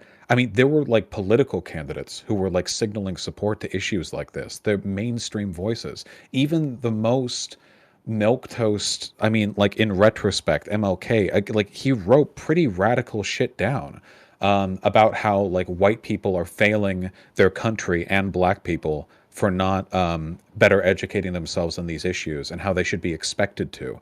Essentially, like placing an implicit burden of guilt on white people who do not sufficiently educate themselves on the plight of black people. I really don't think the modern movement is any more radical. The mainstream stuff from BLM has been like hands up, don't shoot, and like I can't breathe. Like just very basic liberal, please don't kill me, police officer sentiments. Very moderate stuff. So yeah, I mean, I always feel like sort of like a nerd with this stuff because I hate like throwing out a ton of names. But like when I talk about political blackness, I think that I can acknowledge that like all of these ideas are going to have ideological origins that date back further. But like I think there's this turning point with Kimberly Crenshaw in her publishing of Mapping the Margins. And that's something that doesn't happen until the 90s. And we have these like groups of academics gathering together in these conferences to publish essays like this. It isn't until, 30 years after the 1960s. And so I agree with you. And I'm like, I will absolutely acknowledge that like there were ideas that were radical and that were being, thrown about. But when you really start seeing these things explode in terms of literature being published, that is something that I'm looking at happening later. And so like Mapping the Margins is one example of this. And we've seen other examples as far as all the academics that like conservatives typically cite when it comes to racial issues. But did this not happen in the 60s? I'm more familiar with radical feminist literature of the 60s, a la Andrea Dworkin, but like they were publishing some wild shit back then. This is just like, with respect, I feel like this is like people saying music sucks today. Listen to how it was back in like the 30s or 40s or something. But that's because over the course of time, we've only remembered the good shit. Like all the bad stuff has faded into the background. The tracks haven't been preserved. The artists haven't been like sanctified in history. So we only remember the good stuff. And nowadays we have to deal with everything all at once. So we see and feel all of that, and it feels like things are worse. But in reality, we're just not getting the filter of history. We've been kept from the filter of history today politically, but we feel it in the 60s. Back in the 1960s, the arguments applied to BLM today, I think, would have been even more applicable back then. They were more militant and radical, God bless them, than a lot of what we see today. We just don't remember this because when we hear about the civil rights movement, we just hear about like, yeah, MLK did some like marches on Washington. He believed everyone should be equal, and then the government went and like passed the law. But of course, that's not what happened. It was years of like really heated conflict. Like troops were brought in, like the Little Rock Nine desegregation stuff. Like it was a giant thing, which led, I think, to more meaningful political discourse than anything we see today. No, I don't know. I honestly think even more radical proposals that come out of progressives today with regards to race would have been considered like milquetoast by MLK back in the 1960s. Like he would look at where we are today and be kind of disgusted that not only did we not achieve what he wanted, we're still debating over stuff that's less significant than what he would have wanted. I mean, again, I'm like sort of surprised by this take. Is there like an example of a progressive policy now, or like a quote unquote radical policy now that you think would specifically be looked at as like milk toast back in the 60s? Just so I can get a handle of what you're Pretty much mentioning. all the discourse we have right now in reparations is super cut down. I haven't seen anything like any politicians meaningfully backing anything that would look like a reparations policy that would even come close to addressing like the wealth inequality between black and white people. Okay, interesting. There's this other thing that you said about all of this bad stuff has faded into the background. And the idea that we don't really remember the radical stuff that happened in the 60s, the radical ideas that happened in the 60s. Is that something that you would necessarily say is bad, the radical ideas that were, thrown about in the 60s? Or do you say those radical ideas were good and continue to be good today? Oh, I love the radical ideas. I Okay. mean, the Civil Rights Act didn't really fix anything. Obviously, it ended legal discrimination in the way that we perceive it in a liberal framework. But in terms of like redlining outcomes or like average household wealth, black and white people are still in like incredibly disparate positions. In some cases, they're about equal to where they were back then, which is insane. So clearly, like this was milk toast. We could have gone far farther. It's like two people racing, one guy gets stabbed in the back, and then the referee declares that it's no longer legal to stab people in the back, and then they continue racing. We didn't fix anything. I mean, not in a meaningful sense.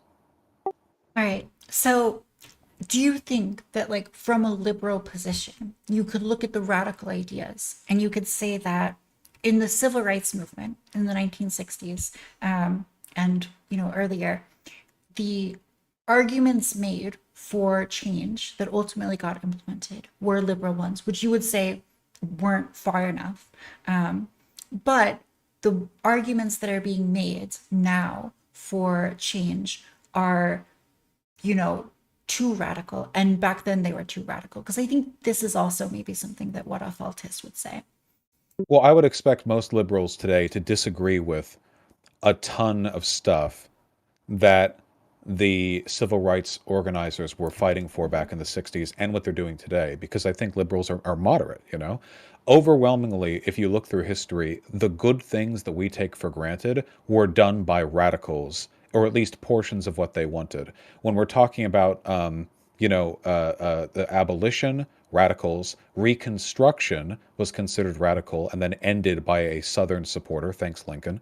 Um, the suffragette movement back in the early 20th century, they were absolutely considered radical back in their day.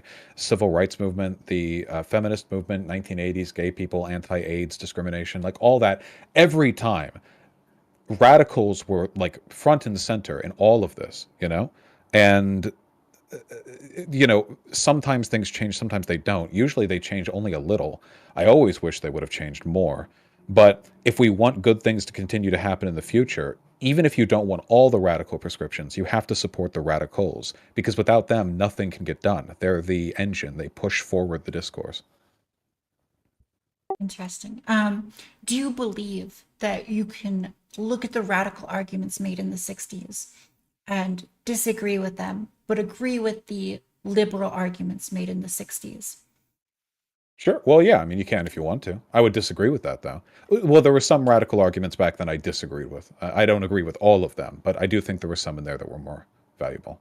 Yeah, yeah. And I think that, like, when a lot of people look back at the 1960s, um, I think what they see is that there are these liberal positions which became like the dominant positions. The liberal wing like won out in that movement. And I think what they do now is they look at the liberal and the progressive wings for modern social justice. And they say in modern social justice, what we have now, the progressive wing is really driving the ship. And the liberal wing is, has moved more and more to their positions. And I think this is, as far as I know, this is borne out in data. When you look at like political polarization, the Democrats have moved left specifically on social issues like these. Keep in mind, MLK was the progressive back then. It's not like MLK was Well, beloved by the liberal compared establishment. compared to, like, for example, like Malcolm X, right? Or other radicals. So you had these like people who were much more radical than I'm Martin Luther moderate King. compared to some people, you know? Right. Uh, And that's what I'm saying is that like during the civil rights movement, there was like a more radical wing than Martin Luther King, even though he was considered a progressive. His more moderated version was what won out as far as what people I'm backed. I'm more radical than Ibram X. Kendi. So there's always a spectrum there. But MLK was a progressive in his day. It's not as though he was uncontroversially accepted by the liberal establishment. You said it yourself, didn't you? His values, some of them at least, became accepted as the liberal norm only after they were implemented. That's always how it's been. Abolition was a radical position itself. Then it became a liberal norm. The idea of a 5-day work week, or of paid overtime, or of abolishing child labor, all were considered radical, socialist, anarchist, pro-union positions until they were passed, and then they became normal. I think the same would happen with almost any progressive policy people are trying to push for today. Even people like Ibram X. Kendi, they push the line forward a bit. People bitch and moan, and 50 years from now, people will look back and go, "Oh, of course they were in the right, but this new thing, and then the whole thing begins again and again." Um, but I defy the cycle because I want more progressive than all these iterations. It was never far enough for me. So, um, but yeah, I do think people tend to defer to that line of thinking. No, I mean, yeah, I agree that, like, I also think that radical norms eventually become normal or more standard. Like, you can look at, like, in 2008 when Obama's running for office and he's against gay marriage. And now the idea that, like, especially a Democrat would be against gay marriage seems really fringe. And like even conservatives are not going to like openly say that they're against gay marriage unless they're in a place that's like, especially conservative. So I agree that like radical norms eventually become normal. And I think, when you look at, for example, a conservative today that is pro gay marriage, right? If you throw them back into 2008, 1970, 1960, they're going to look, at least on gay marriage, like a very, very progressive person. And so, when we look at like the political positions of modern progressives, I think I would say that like the same trend, continues on a lot of these on a lot of these social issues. And that would be like an argument in favor of understanding history is changing and positions becoming, more progressive over time. We're backsliding, though, at the moment at least. Even Trump had to virtue signal for the LGBTs when he was running, but nowadays they're going back to being very openly anti, queer in a lot of ways. The gay marriage is probably up on the chopping block next for the Supreme Court, so we'll have fun with that one when it comes around, I suppose. Do you think that, because I know that Alito in his brief said that abortion was unique from other rulings that dealt with privacy. Do you think that like they're also going to go back on those implied rights, for example, like contraception or gay marriage or whatever? Yeah, sure. They hate gay people and women. Why not? Do you And think sex. there's like a legal argument for that? I don't really believe in like the concept of legal interpretations of the Constitution.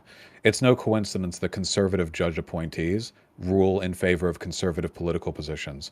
Or, for instance, that Roe v. Wade has stood strong for 50 years, and then right when conservatives are ramping up their anti LGBT rhetoric and like trying to consolidate power on a state level, then all of a sudden they're like, yeah, actually, Roe v. Wade's like unconstitutional or whatever.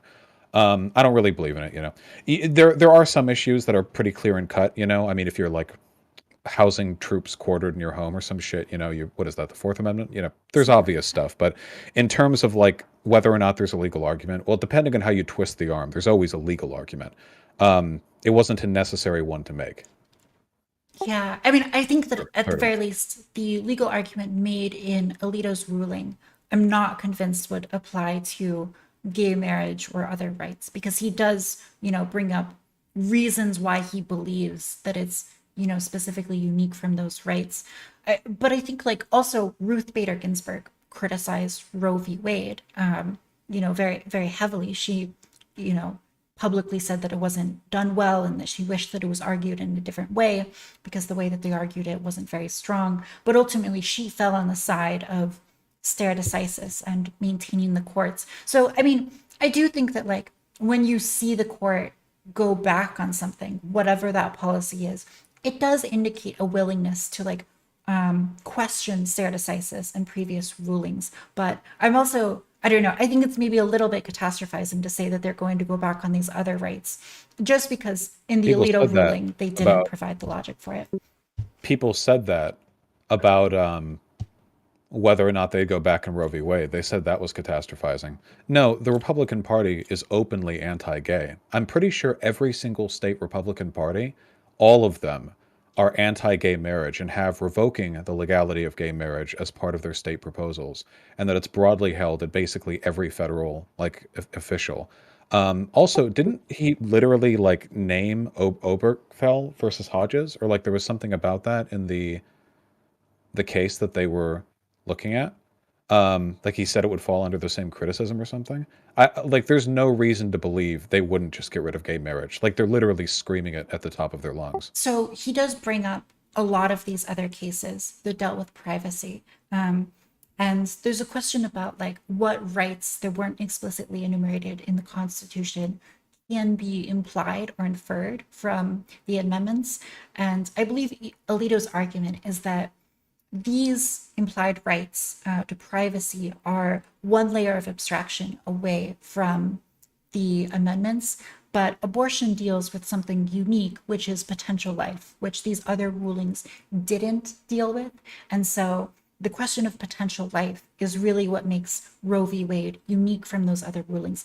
Now, I think that if you're going to argue that other rulings will be gone back on, Alito would have to come up with another reasoning for why that happens, or whoever writes the majority opinion would have to They can come do up with that. a reason. Well, Okay. sure, they can just do that then. Yeah. I don't really care what they're like. They can come up with any legal justification they want.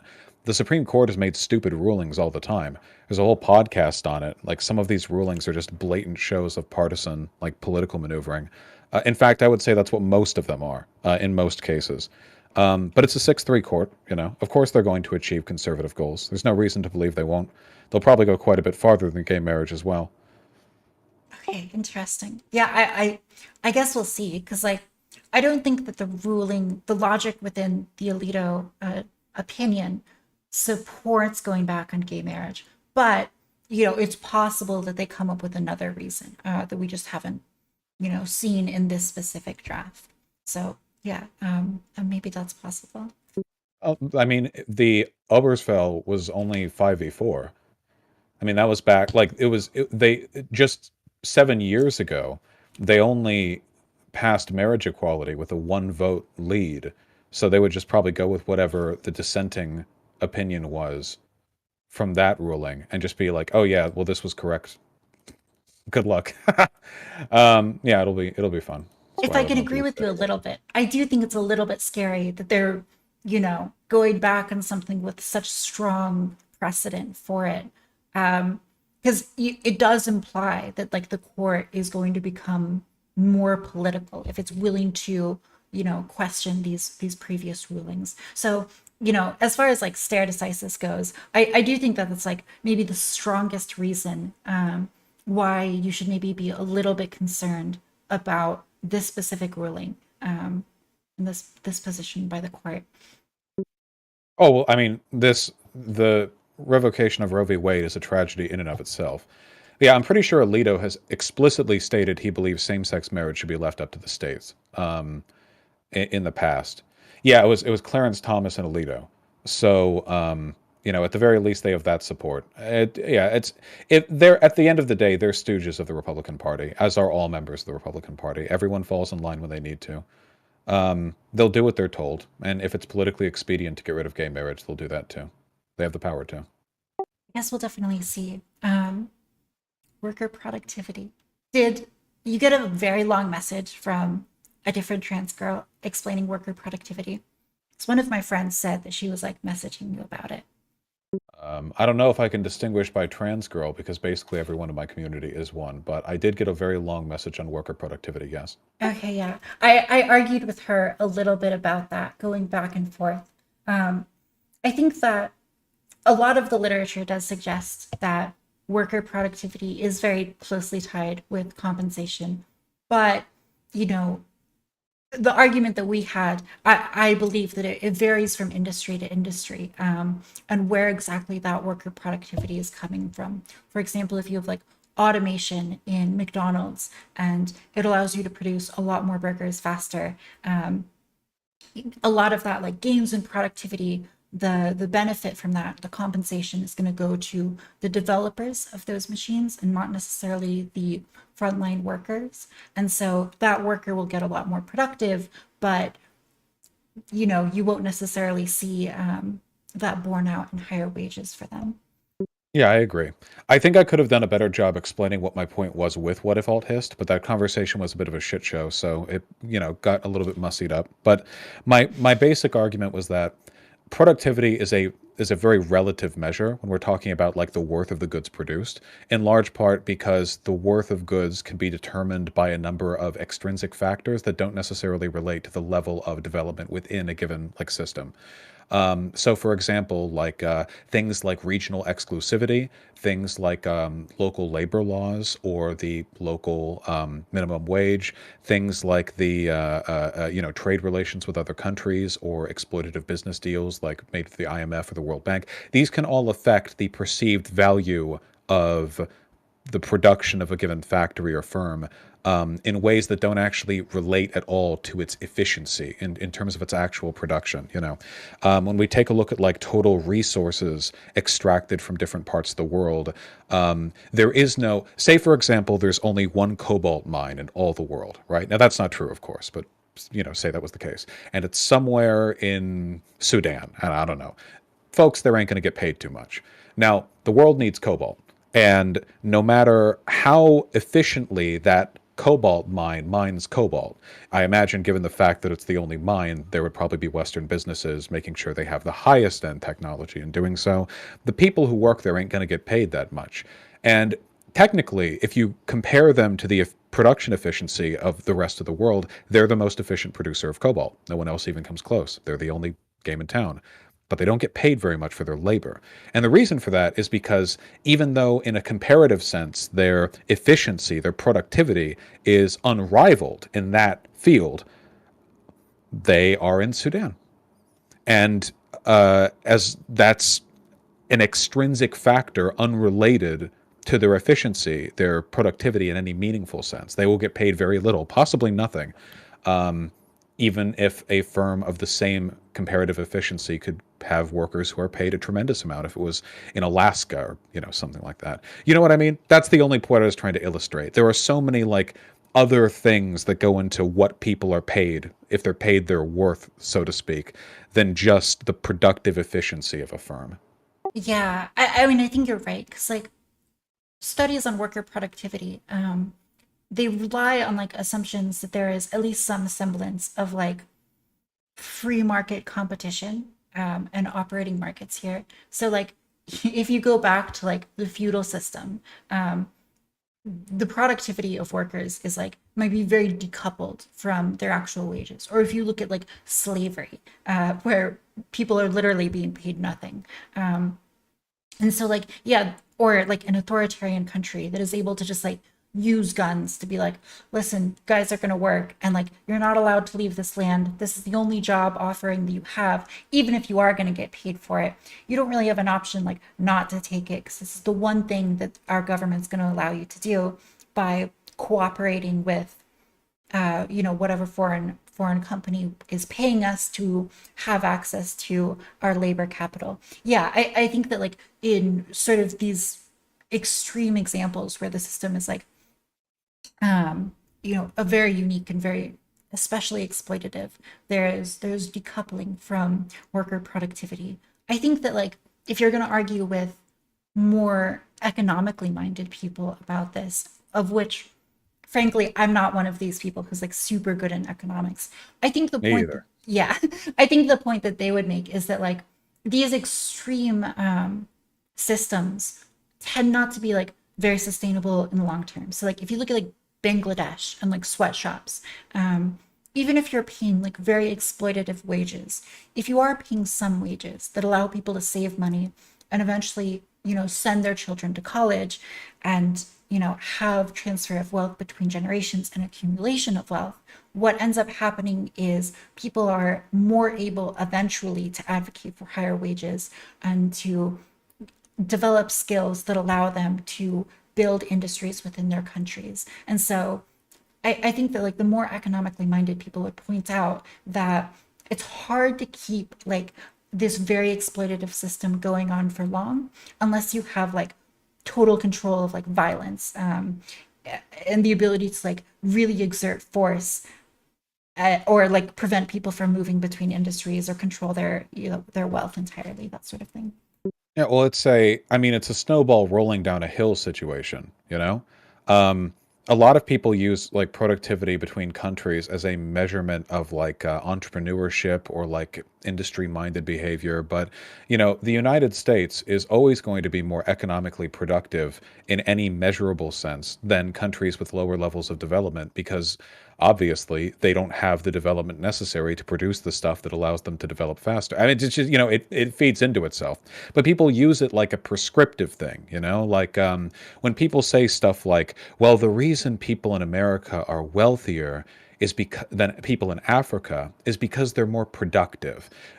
It's a very reductive statement to make. There are a lot of reasons and explanations for that, of course. There are people who have no productive value at all, but are enormously wealthy through inheritance. Yeah, it's not the only factor, but also there's an inherent there's an implied level of sort of prescriptive judgment there, like, well, why is America on top? Well, I guess they're just more productive, even though productivity in an economic sense is self-referential, productivity begets productivity. In a colloquial sense, what people tend to talk about when they say productivity is like workmanship, efficiency, drive, entrepreneurship. And I don't think there's any more or less drive or entrepreneurship in Africa than there is in Europe, Probably, honestly, more of it in Europe, or sorry, in more of it in Africa, and more of a hard workmanship vibe going on in Africa as well, because they're more at threat of death and they don't have robust welfare states. There might actually be a greater degree of desperate individual, striving for attainment over there, the grind set, if it were, than what you might get from the average European. So the solution, of course, is reinvestiture. It's investment, development. But sometimes people act like the reason they don't have that development is because they're lacking something. That bothers me. Yeah, I definitely think that like colloquially, the way that people use productivity is just to sort of mean like how hardworking someone is. And that's definitely not what economists mean when they use this word, which is like it's frustrating to talk about because it definitely trips people up in ways that are frustrating. Because like if you look at someone who is mining diamonds in the Congo, they're clearly working extremely hard and to great threat to great threat to their own personal health. And yet, like the productivity measurements for diamonds, it turns out that like the value of diamonds is very much determined by things like marketing that happen in the United States. So like when some marketing team in the United States is able to convince Americans that they want to buy diamonds and therefore translate into millions of sales, their work gets recorded as like very productive because it ends up with a lot of consumption basically. And the work of people mining diamonds in the Congo ends up getting recorded as not productive because when you look at like the total value of the diamonds, 90% of it is coming from the marketing team. And so like that would be an example of how productivity in the econ sense is like very different from actually like working hard or any sort of like moral prescription because like clearly these people in the Congo are working very hard and the marketing people might just like come up with how to do this in an evening.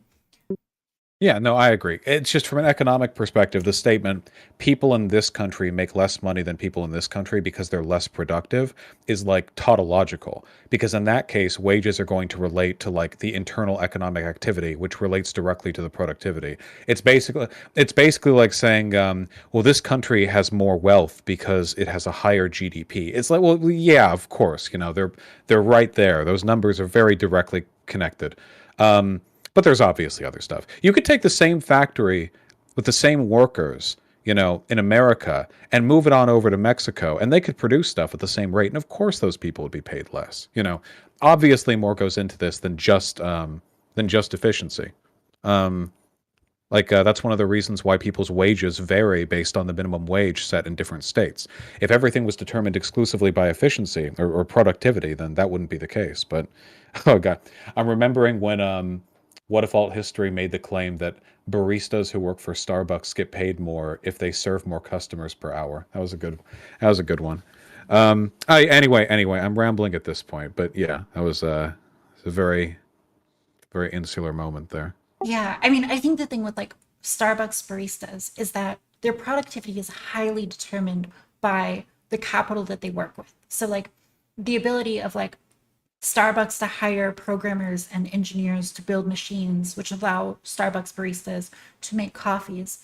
That's really like the bulk of how Starbucks baristas manage to make different drinks at different rates. And so like the productivity of a Starbucks barista is mostly determined by capital investment that is outside of their control. And therefore, this is like a good reason, as well as like the fact that it's a fairly low skill job. These are like the kind of economic reasons why their individual productivity might not translate into wages. if I can just like push back a little bit, I would say that like the longer that you work at Starbucks, like, and your ability to retain that job is dependent on your ability to produce coffees at a certain, adequate rate or a high rate. And like that's also correlated with like increasing wages whenever you get your performance reviews. So like there is correlation between how many macchiatos you can make per hour and your wages at Starbucks. It's just the correlation is not necessary. I don't know the numbers. I'm guessing it's not super strong because that portion of productivity only accounts for like a small portion of how fast they're able to make the drinks, and the rest of it is accounted for by capital. Well, people get raises in most of these service joints by seniority, and even then they're incredibly small, but I don't think there's any correlation to their level of skill. They might get promoted to like front end or back end manager, like closing shift lead, something like that. And that might include a pay raise. I think that would depend on the place, but it could. Though the amount of extra responsibility you're dealing with on account of that is much greater than the amount of extra pay you're going to be getting as well. I don't think the correlation I think is quite weak as well, especially since the people who are getting paid the most, they're the manager. Oftentimes do quite a bit less in terms of like day-to-day work. That depends on the location. Sometimes managers do quite a lot. Yeah, I don't think there's a meaningful correlation there. I think that if you take a look at society as an aggregate, the harder people work, the less they tend to get paid. Because usually it's poor people who have to work multiple jobs, stack up 8 to 10 to 12 hours to work while going to college, stuff like that. The people who make a lot of money don't have to work through their entire lives. And you have exceptions, of course. There are like Sigma grindset lawyers who like sleep underneath their desk. Of course there are exceptions. It's not a total thing, just an aggregate average. But that's how hard you work to wages, not productivity to wages. But in terms of productivity, I mean, how do you abstract some of this stuff? What's the productivity of a CEO? They don't produce anything. Sometimes they don't even really make decisions. They just operate as like a front end. It's difficult to economically calculate stuff like this in any meaningful sense, because a lot of these econ evaluations are just like, how many widgets do you make per hour? They're very cut down, very not service economy oriented. Good for like nationwide aggregates, not very good at individual person to person determiners of predicted income. I mean, so like on the CEO level, it's hard to measure because there's not a lot of CEOs and their work tends to be very different. But the way that you would measure it is like how much value they're adding to the company. When you say something that like, the hardest working people tend to be like earning very little. I think that's sort of true. And the reason why it's true is because like productivity is basically how much value you can create per hour work. There are other ways to measure it, but like per hour of work is the typical one. And if you're able to produce a ton of value per hour of work, then yeah, like the reality is you probably don't need to work that much. And so the more productive you are, the more you can get away with not working for super long. In regards to like CEOs, yeah, I mean, it varies quite a lot because different CEOs have different positions in the company, or like different responsibilities and different like ownership of the company. So like in theory, the way that it would work is like a board of directors interviews and like hires on a CEO, and they're willing to pay that CEO a certain amount of money, up to potentially the value they create for the company. And so you would probably measure it that way. And how much they actually receive is probably a fairly good metric, especially for CEOs, of how productive they are. But that's absolutely not true. There's no correlation at all between the compensation a CEO gets and their productivity in the economic sense we're referring to. CEOs, they, even if a company devalues over a given length of time, they still make their pay. Now, a devaluing a company Mm. through your leadership is a negative contribution. Technically, they're being less productive than the lowest barista underneath them, and they still get paid many, many millions, you know? The tie that a CEO gets to their productivity is in the stock options they receive, increasing in value, you know, what they're paid in. And often CEOs are paid largely in stock options. But the stock value of a company also isn't the same as productivity. When we talk about productivity, we're talking about the actual generated value to others. Tesla has a higher corporate value on the stock market than a bunch of other car companies, but it produces significantly less because the stock market is really, really hype generated. So the issue I have here is I just don't think there's like any correlation at all. I think it's very, very spurious. How hard people work, how productive they are, these are really, really hard to pin down um, between different fields. At a point, I don't think there's any use, any relevance to this mode of analysis beyond like a really general, like firm or nationwide analysis. When you try to apply it to individuals, you know, I think it falls apart.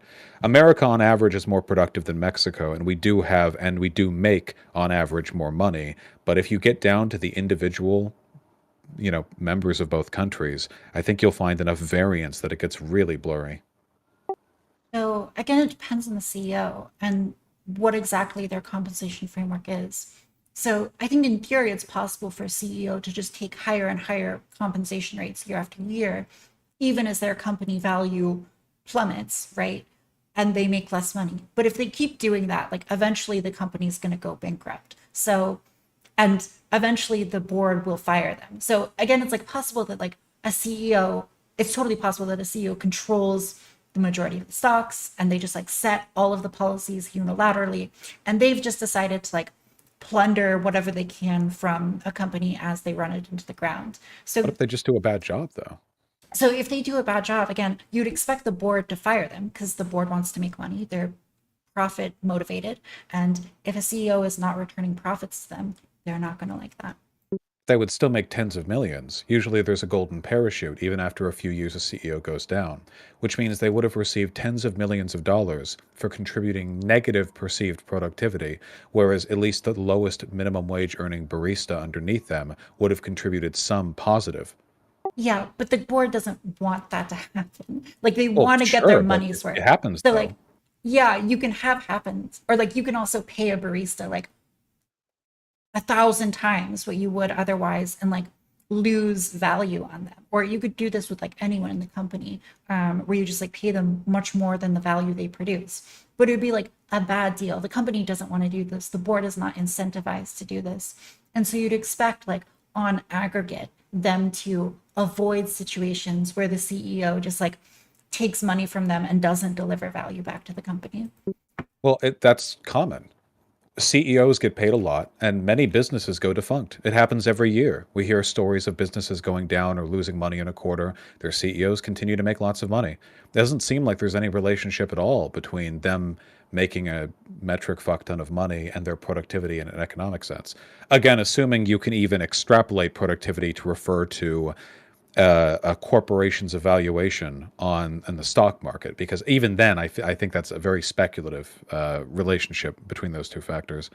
But I just don't think there's a relationship. Whether or not the company goes up or down, the CEO makes a hell of a lot more money than the people beneath them. If it goes down, maybe they don't stay in that position for as long, but they still made millions while contributing negative productivity. It's just a deeply unfair system, but we have to recognize it's unfair to fix it. I mean, I don't know. I guess I'm inclined to believe that these people are very profit driven and want to generate like as much money as they can. And so they're willing to like they're not going to want to take like these sort of bad deals. But it happens anyway. I do agree that like CEOs fail and companies fail. And like sometimes you can hire someone on with the promise that they're going to generate all of this value and make a bad call ultimately, and they don't generate that value.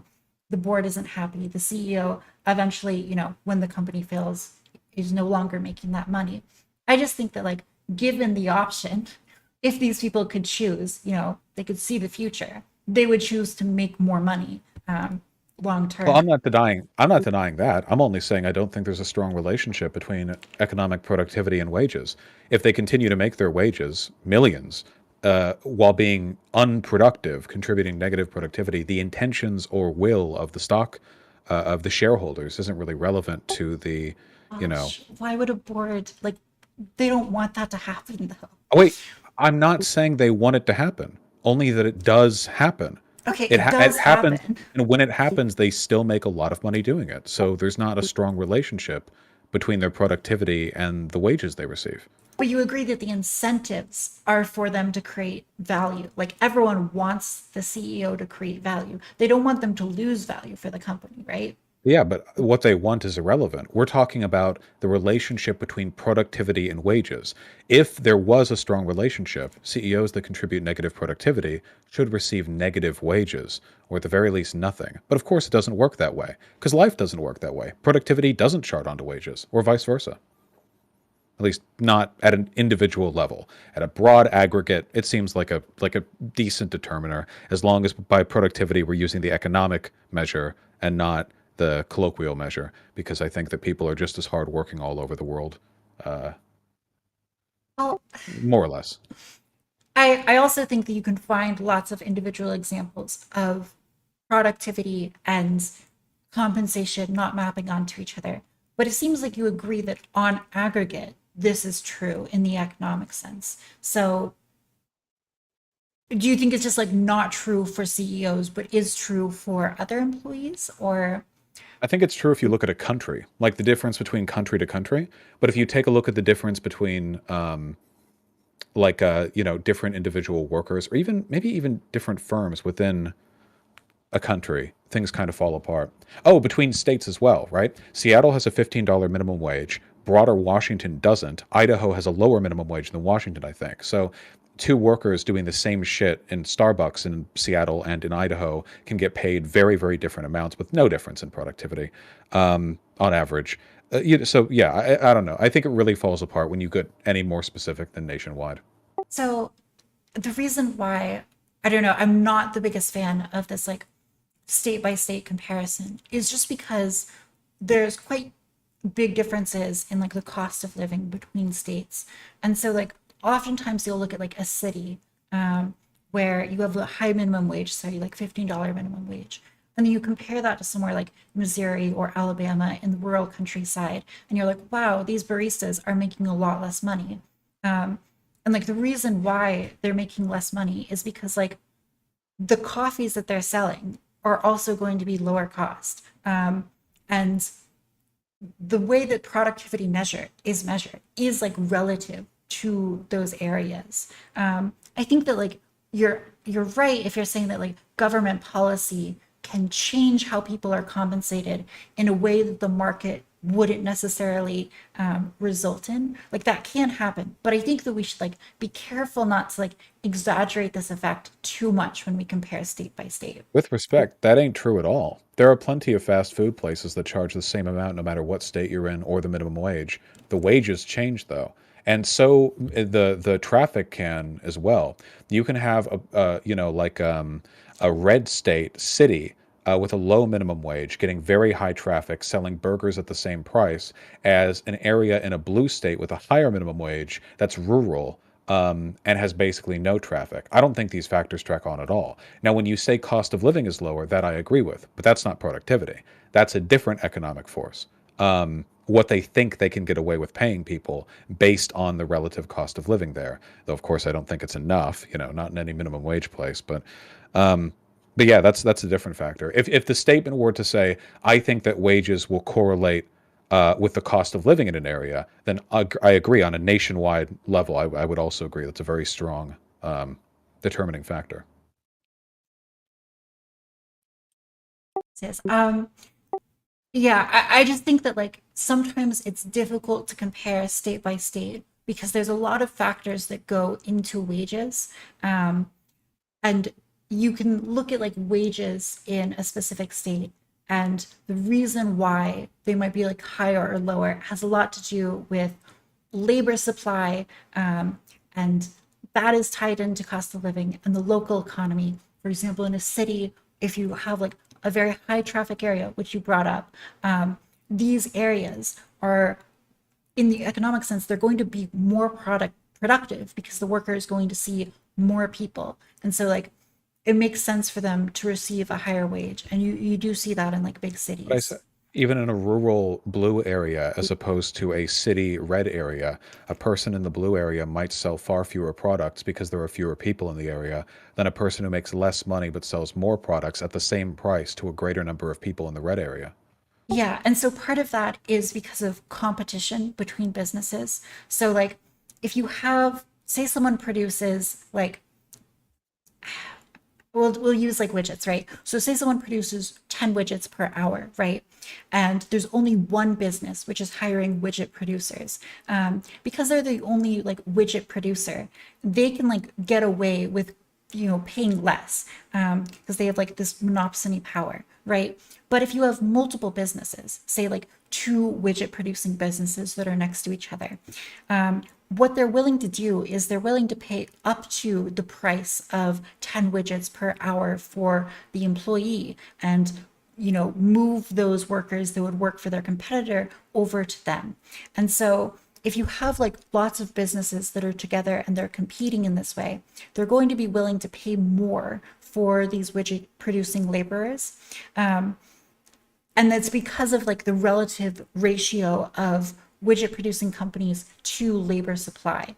And so when you talk about like something like Starbucks, right, where like potentially there's a lot of labor supply, and you look at like an area where there are businesses which are hiring and they got to sort of compete for the same labor pool of people, they're going to be willing to potentially pay more up to the productivity level.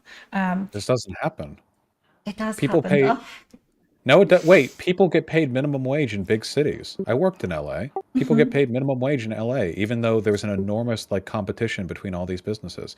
It can happen sometimes, but like the issue is my only argument here is that like on an individual level, productivity is not a great determiner for what a person is paid. But if your argument is that competition will drive potential like pay up, then why are rural underserved franchises in blue states with a higher minimum wage paying people more than highly productive franchises in red states that have a lower minimum wage? The only point I'm making is that there are a ton of factors that contribute to what like pay workers get that have nothing to do with productivity at all.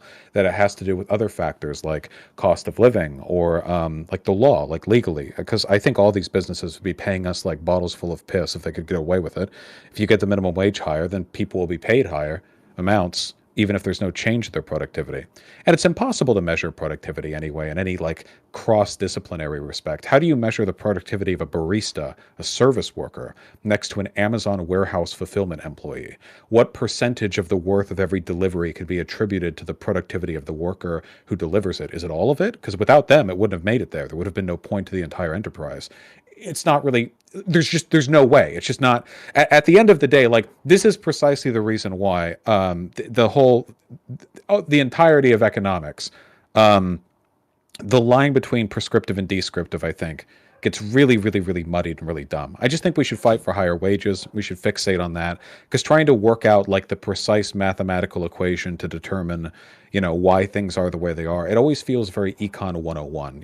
Like if we, if every cow is a frictionless sphere, what are people's wages going to be? That kind of thing. What does that give us? Yeah. So, I mean, there may be like a point to this like very abstract way of having the conversation. Because like I haven't looked into like these studies between these companies, but you ask like why are these blue state rural companies paying more than red state rural companies? And the point that I was trying to make earlier is because these workers have like a value of how much they're producing. And in low competition environments, so like a rural environment where there's not a lot of businesses, you can potentially get away with paying a lot lower for those wages. And so like the reason why you're able The minimum to, wage. yeah, so the reason why you're able to like set minimum wages higher in like a blue state and have those apply like even to rural companies is because the workers are they are producing more productivity and that isn't tracking on, because that isn't tracking to wages in the red states, because there isn't a lot of competition. And so the government is basically stepping in, and they're raising like the minimum wage, or they're raising like the wages of these workers closer to what their actual productivity is. So That, oh, sorry, I just want to say I half agree with you there. yeah, yeah, Minimum wages are set higher in states that have higher average wealth. But then we're taking a look at like states with millions of people in them, not individual analyses where the whole function breaks down. But if we're looking at why California has a higher minimum wage than Alabama does, I agree. California has way more money moving around. So it would make sense then that they would feel comfortable setting that higher. And that is due to the economic productivity of the state, but not of the individual workers within it, because that minimum wage hike will apply no matter how productive any worker who benefits from it is. yeah. Yeah, so I guess like the point that I'm trying to make is that you have environments, if there's like very low competition, for example, like monopsony power of, or like some degree of great like company power to negotiate wages, like, which you have in some rural areas, then yeah, I think that you'll especially expect wages to not track to productivity. And so the reason I think why that seemed like agreeable to you is because I'm like extending an olive branch of like explaining why this disconnect between wages and compensation might exist. No, no, yeah, well, I agree. I'm not. My only argument is that it doesn't work that well as a person-to-person determiner, and there are tons of other factors that go into it. The problem with assigning it exclusively to productivity is that it doesn't leave us much room for prescriptive judgment afterwards. If it's like, well, these people, this area makes more because they do more, and this area makes less because they do less. Well, okay, fine, but how do we get at that? And I think there are a number of ways you can get at that with policy, with reinvestment and stuff, which target the problems a little bit more specifically. And of course, I also want to dispel any myth of meritocracy, which I don't believe exists in any meaningful function in this country. So I think it's important to dispel of that. I think that should be like a consistent political goal to be pushed for. Why don't you think we have meritocracy? I think it's pretty apparent that when you look at people in power, let's say politics, for example, they're generally pretty mediocre people in the sense that they're morally and sometimes like intellectually kind of bankrupt. A lot of them just came from wealth, which gives them the ability to sort of form the connections and get the educational and business acumen necessary to like push their way into power. I feel the same way about a lot of people in power, just in general. Um, people who are good at sweeping the floors don't get promoted to manager. They get kept sweeping the floors because that's what they're good at. I don't think there's a very strong incentive to push the most competent people in society up to the top. The only time I feel like that was the case was back during the Revolutionary War. I think that warfare, violence, and revolution are effective mediums through which exceptional people can be found. I don't think it's a coincidence that the founding fathers were all big brain geniuses, at least relative to like the average like aristocrat of their day. Those were the people who distinguished themselves in very dire circumstances.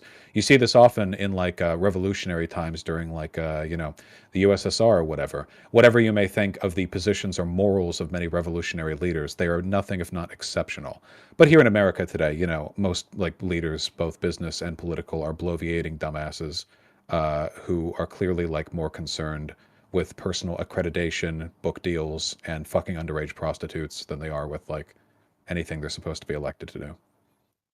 So if you were to have like a company that did operate on meritocratic principles and, elevated people to positions of power based truly on, their ability to contribute to the company rather than external factors, do you think that company would succeed in the market against companies that weren't doing that? I don't think any such company could exist because we don't have a meritocratic society from which to pull employees. You can't say we live in a meritocracy when massive differences in wealth, educational accessibility, stuff like that affect uh, the abilities of workers. Oh wait, I'm hearing a fan from your mic. Sorry. Um, But anyway, yeah. yeah, I mean, you can point out that like the ability of people to get into like high paying or like get into good schools, get education and whatnot is, for example, it's like highly dependent on zip code. So like if you're a brilliant person, but again, you're born into a neighborhood that like is stricken by like continual crime and businesses don't want to like set up there and it's really hard to get a job and it's really hard to save money and to go to school and whatnot. Even if you're brilliant, very skilled, you might not necessarily have that recognized. You might not be able to, generate a lot of wealth for yourself. I think we can acknowledge that, but I think we can also say that to the extent that there are people that have varying levels of skills, so like someone who is born into like a decent, into a decent zip code, and they're able to get those educational opportunities, that person, when they enter a company, that company is going to benefit from promoting them up to the ladder to the point where they're able to contribute as much as they're capable of. Possibly. Even if that was the case, that's not really a meritocracy because we're pre-selecting for people who have benefited from the dice roll of early life. But even under those circumstances, like I said, janitors who sweep the best aren't promoted to manager. If a person's really, really good at being a desk jockey, no matter how talented they might be at higher ups, it's not like corporations are known for taking bold risks and promoting managers from within. Like, that doesn't really happen that much. You have consultants and managers brought over from other firms for a variety of reasons. I'm generalizing, of course. I'm talking about the entirety of corporate culture in the US. So there are going to be exceptions in every direction. But the idea that like everyone's promoted to their point of maximum efficiency is just like, I don't think that I don't think that's true at all. Because like in order to even try that, you have to experiment. You don't know who's going to be good in a management position. You don't know who would succeed most there. With minimal oversight and very few slots for promotion, the likelihood of any given, exceptional person being given the opportunity to demonstrate that, not to mention office politics, people might not like overperformers because it makes their adjacent departments look bad. I think a life is a lot of luck, and generally speaking, you'll do better if you try hard than if you don't. But a meritocracy, we are not. I think we're very, very far away from that. If a janitor is incredible at sweeping the floors, that doesn't necessarily mean they have like the merit to become a manager. So I think even in your example, like this person who's very skilled at sweeping floors but isn't promoted to managerial position, I don't think that's an argument against the existence of a meritocracy. If anything, it seems like But how would you the know? meritocracy is functioning in that case because you're not promoting someone who has not shown a capability for managerial position. You've That right there is my point exactly. Mhm. You can't know. You assume because the proletarian functions well at their current role that they must be designed for it. But you have no idea whether that work effort or drive they demonstrate for sweeping would be applicable in a higher field. And we can never know. As long as we live in a system like this, an autocratic economic system, there's absolutely no way to reasonably ensure that people's skills are best demonstrated in these firms. Yeah, so the way that you like end up doing these hirings is to look at their education attainment, their prior work history, and whatnot. And if someone has worked in a managerial role and can demonstrate success in that role, their ability to get hired in another managerial role, I think you would agree, is increased by that, right? Well, that's my point exactly.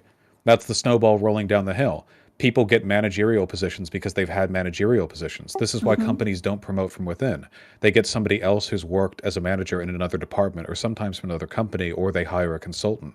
Um, So this person who has like those proven managerial skills is getting hired, Experience. right? And obviously, like if they were the previous manager and they like tanked their position, right? They're less likely to get hired than if they did a really good job and could demonstrate that. Everyone's had incompetent managers. I think it's shockingly common to find firms being run by people who know less about the firm than the people who work for the person who runs the firm. I think that happens pretty often. We've all read Dilbert, haven't we? Um, But yeah, like this is the thing, you can't know. The interesting thing is your logic right there is exactly the anti-meritocratic logic I'm pointing out. The criteria you're using to determine whether a person should be a manager is nothing more than if they've been one before and done a fine job, sure, but that's not a recognition of people's skills. That's just inertia. People who were managers can now be managers and continue to be managers. Meanwhile, are there more competent people in that department who could be promoted up? Well, who knows? They do good in their position and they haven't shown the talents of a manager because never been given the chance to, so they'll never get to know. There's no way a system such as this can be considered meritocratic. It's once you have some luck, you keep getting luck unless you fuck something up. On average, of course, not for all people all the time. So maybe we're using meritocratic in different ways. When I say a system is meritocratic, what I mean is that like ability to demonstrate skills allows you to move up in positions. And so I would say like if you're able to demonstrate a managerial skill, that increases your chance of receiving a managerial position. And I would say that like demonstration of skill translating to promotion is an example of meritocracy. Where I'd agree with you is that like access to getting those skills in the first place is not equal across society. So I would say that like if you grow up again in a zip code that doesn't allow you to generate those skills in the first place, even if you would be a brilliant manager, there's just no way of people to know that, even perhaps for you to know that you'd be an incredible manager if you're never like getting the opportunity to do it. And so I think that we can like agree maybe on that, but then I would say that like once you have demonstrated skills, the ability to like demonstrate skills does translate to changes in position. There is definitely a correlation, but not a strong enough one for me to be, you can alter the outcome of a game of pachinko depending on where you put you shunt the ball through, but I don't think it's any more than a luck game there. It's always important to try your best, of course, but, if you're a very hard worker at a given position, you may never be given the opportunity to demonstrate that you're managerial material. They're not overlapping skills necessarily. It can't really be found out. Then there's workplace discrimination, of course. People of color get passed up for promotion way more often than white people do. Men more so than women. Cis people more than trans people. And tall people. Tall people more than short people. That's a big one, actually, for men on who gets put forward. So those are pretty statistically significant elements of discrimination, even when you level out like skill as a factor, position or experience or whatever. Yeah, it's just the world is a terribly unfair place. I'm reminded of a quote of a I don't know if it was a neuroscientist, but they said something in an interview, something along the lines of people are always asking me, what do we know about the brain of Einstein? Because Einstein had just died, I think, and I say to them, somehow I am far less interested in the brain of the world's smartest man than I am in the knowledge that there is, without a doubt, a person equally intelligent who lived and died on a field somewhere in Sudan or something like that. I'm probably butchering that quote somewhat, but I think the sentiment there is very, very poignant. And that's what I tend to believe. I don't care for any of these so-called leaders. I know there are very competent people who aren't in those positions who should be. So I would rather fixate on that. Till that happens, it can't be a meritocracy. Yeah. I I don't know, because I tend to agree on like some level. I'm very much a fan of meritocracy. And I think that most people ought to be if they're like reasonable people. And they just want to like produce the most for society. You want to have those Einsteins that are, born in impoverished countries to demonstrate their skills, to have the opportunity to. And I think that like within a company, I think you'd agree that like a company has an incentive to make sure that its employees are allowed to be as productive as they can be. And so like if you have hidden talent within, the janitorial people, a company would want to see that if possible and promote people up the ladder. And really, when I'm thinking about a meritocracy, I'm thinking that the incentives in a society are such that the powers that be want to find people who are successful and skilled, and they want to promote them up the ladder. And there may be barriers to that. There are always barriers to that. But I think as long as the incentives are there, the barriers are, aren't such that it never happens. I think that that's how you sort of measure the relative degree of meritocracy. Who cares about the incentive? If the incentive mattered, there wouldn't have been all those biases with race and gender and height. If incentive mattered, there wouldn't have been any racism in the 50s or, signs saying no blacks allowed because it would have been more profitable to let them in as customers. Always there's an incentive, but we're not rational. And we're also not omniscient. And we would need to be both of those things for the incentive to be an accurate determiner of how good a meritocracy we have. Don't get me wrong, I love the idea of a meritocracy. The reason I believe it doesn't exist now is because I love the idea of a meritocracy. I wouldn't be this concerned with gatekeeping its definition if I didn't believe we could do better. Yeah. I mean, if you want to hear some like real wacky things, I would say that there's like an active bias against people who have more conservative leanings, especially in academia and entering the professional world. If That's you're good though. if you're someone who like is more right wing, you have like a strong incentive to hide that, and it's because companies, not only are they hiring on skills, but they're also hiring on like a person's ability to fit into the progressive milieu and hold certain progressive ideas. And I think that would be an example of people who don't necessarily fall in line with the progressive mainstream are not going to be included in companies regardless of their skills. That's fine. I mean, I think it's okay in a meritocratic sense. It's okay to discriminate against somebody who demonstrates a lack of skill. I think a lack of ethical acumen would be another fair candidate for discrimination. Um, So to be clear, I'm talking about people who might be able to generate the company like a degree of value, a high degree of value, but are passed over for the position because they don't hold the same progressive ideas that the company does, even if that doesn't actually affect their economic output. That would be an example of like very much not a meritocracy, which it sounds like you would agree with is like a good thing. And I would say that like in a capitalist economic framework, sometimes the thing that like produces the most money is a heroin den or a social media platform which gets people terribly addicted and doesn't benefit their lives. Sometimes that's the economically beneficial thing to do, and just hiring people based on their ability to achieve that is not what's going to create the best thing for society. And in that case, you might want to select employees for something other than economic productivity and instead maybe for something like self-sacrificing ability. I think that you could have environments where that's the case. But I think that like you would say that there are some circumstances in which economic productivity, their skill, is not what you want even companies or society to elevate people to positions of power over, right?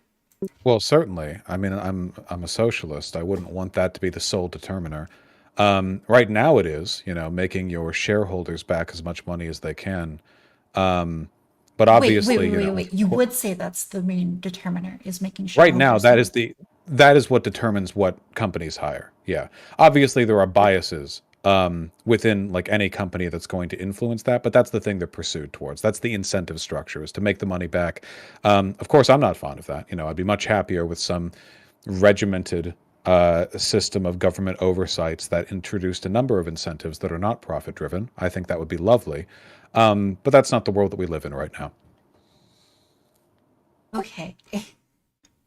Maybe we're just like continually speaking past each other because that's what I think of when I think of meritocracy. And I'm not saying that that's necessarily like the best thing ever to have this like pure skill based selection for people entering into companies. But I would say that like when I talk about meritocracy, What I mean is that people are being hired and promoted based on their ability to deliver value for the company, right? Their skill is reflected in where they move in the company and their compensation. And that is determined by their ability to return money to the shareholders. That's absolutely not meritocratic. What if you had a racist society and you decided to only hire white frontmen for your business so that the racist clientele in that area wouldn't be put off by having a black employee there? And you didn't hire black employees because you knew they would generate less profit because they would disincentivize racist white people from attending the store. That decision would produce the greatest profits for the company, but I'm not interested in corporate profits as the measure of meritocracy. That's insane to me. It would be the level of availability and access from everyone to whatever it is they need in society, whether that be a job or access to resources. Yeah. So when I talk about meritocracy, what I mean is that like their skills are being reflected in their compensation. And so like you can have this in a sense in a racist society, but the other side of that coin is you have like a lot of black people. I think that was like black people is the example you were giving, who are systematically denied ability to even demonstrate their skills. And so even if like racist clerks are generating profit for a specific store, you've got this section of society that is unable to generate, the value that they're actually capable of producing. And therefore you'd measure the society as like not meritocratic because these, a significant portion of the society isn't able to, do as much as they are capable of. Like the janitor. Yeah, and so I would say that like in our current society, if like a janitor is able to, you know, have great managerial skill, companies have a lot of incentive to discover that and to promote that person up. I don't think that How would they happens. know? Yeah, I don't think that happens very often because companies have decided that like the chance of a janitor having significant managerial skill is low enough that they don't want to like actively seek that out. So they're waiting for the janitor to demonstrate that in some way, either by going and getting education or, proving through some other means that they have that skill. So I think they're doing that calculus, but they are doing the calculus because ideally they do want to make as much money as possible. You place way too much stock in the effectiveness of these incentives. If these incentives were relevant, we wouldn't have massive biases in who receives how much pay or who gets to the top of any given field or industry. The people who make these hiring decisions are not brain geniuses. They're quaalude, choking, cocaine snorting pedophiles. They are not looking over the janitor and thinking, how can we psychiatrically analyze this person to make sure they have the managerial skills necessary? This just doesn't happen.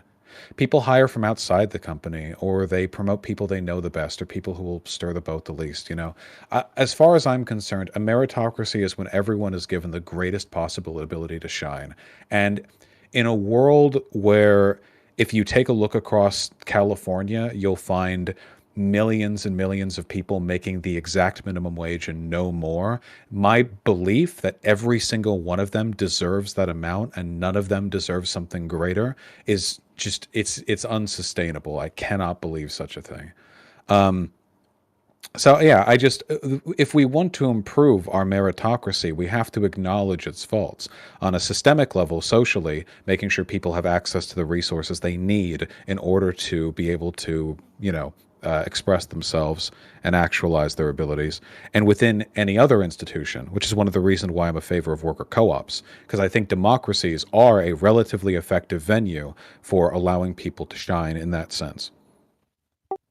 Interesting. I think this conversation is very weird for me because I feel like we essentially agree on a lot of things, but are like using language in very different ways. Because like I also want people to be able to demonstrate, the value and capability that they have. I don't want, to lose Einsteins to bad economic conditions. But I would say like that is like a legitimate point where we can be like, the world could be better at finding selecting people who are highly skilled and promoting them. And I would say that like the fact that companies are self-interested and they want to generate profit, and their ability to generate profit allows them to push out other companies that have other goals. So if you have a company that is very moral, goals, those goals, whatever the ethics they may be, are going to get pushed out from the market by companies that don't have those goals. And if a company has like the goal of hiring people only who are 6 foot plus, they're going to have a hard time in whatever industry they are in compared to a company that doesn't necessarily have that. And so the degree to which you have like these What if they biases, what if they just selectively promote tall people? yeah, again, it's like if you are having a company that has this like goal that is external to profit, that is going to impede on the company's ability to compete with any company that doesn't have that external goal. Those companies are on the S&P 500.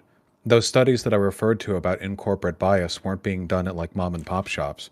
These are being done at the most powerful financial institutions on the planet. Not all of them, but a lot of them. Clearly, these biases, you can go back to the 1950s when it was legal to not hire black people, or, like just say not to. Plenty of very powerful corporations just didn't.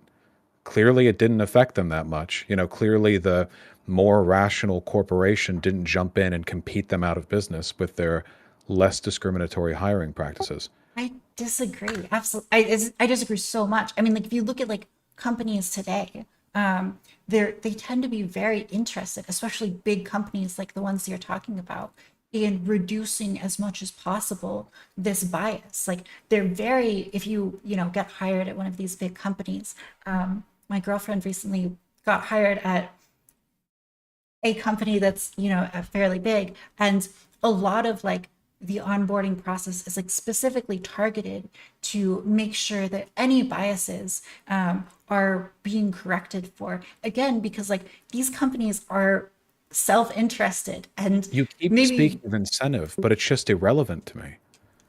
Like businesses have been incentivized to make the most money for as long as they've existed. Kingdoms were incentivized to prolong the rule of their kings for as long as they could. Magnates, trade companies, all of these incentives, and yet what happens? War and death and plague and fire and discrimination. The idea that what well, what incentive happens was is there for the less Holocaust? discrimination over time, because That I agree with, but we still have it. Enough of it that I can't consider this a meritocracy. okay, yeah, maybe like you don't draw like the meritocracy line now, but I think that like we have to like fundamentally agree that like there's a push towards working this bias out because the bias is inefficient. There is a push towards resolving some types of biases, like appearance biases, demographic biases in hiring in corporations. There isn't a push to fix the bias within accessibility to income and education and what have you on the ground level. We have record levels of income inequality, and there isn't a push to fundamentally restructure the unfairness of our existing economic system. I just want to ask something because I do have to end soon. I didn't expect this to go for so Yeah, long. sorry. No, no, not at all. If you had a mega factory, just some huge factory, I don't know, a sweatshop, with 10,000 workers, and the only three things you could be in that factory are workers, managers, and then the owner. And there are three managers and an owner. So there are four people in executive positions and 9,900, whatever. Basically, everyone is a worker, and there are very few people on top. If such a factory existed, and through omniscience, through genius and omniscience and pure profit-driven motive, the best people from the worker pool were pulled into the management and the owner positions. So the four out of the 10,000, the best of them always were put to the positions appropriate for their skills. Would you consider such a system to be a meritocracy? I would consider that company's policy to be meritocratic.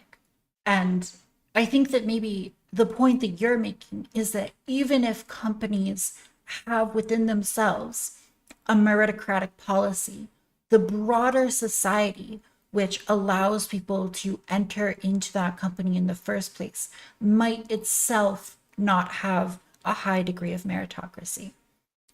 Absolutely, yes. And there would be such variance amidst the workers that any perception of meritocracy would be irrelevant. You would have tremendous variance in skills and abilities of all the workers on the ground level, and no way of differentiating them or putting them in places that they would be more comfortable because the structure itself is broken. I feel the same way about corporations. They have a pyramid structure, top down, small at the top and large at the bottom. And without a democracy, that is such a system, one in which no matter, even if somehow you could guarantee the best people are in management positions, that doesn't change the fact that there is a tremendous pool of very different people with no will to express at the bottom being treated the same. And I don't consider that meritocratic either. Yeah, okay. So I think maybe that we can end on like a point of common ground. I would say the extent to which, a broader society doesn't allow potentially skilled people to enter into businesses in which they are rewarded for their skills, that is to the extent that a society is not meritocratic. And I think that like I am also very critical of the existence of meritocracy in the United States. But I would also acknowledge personally that the United States, historically speaking, is much more meritocratic than many other societies, like, feudal Europe, or, going back further.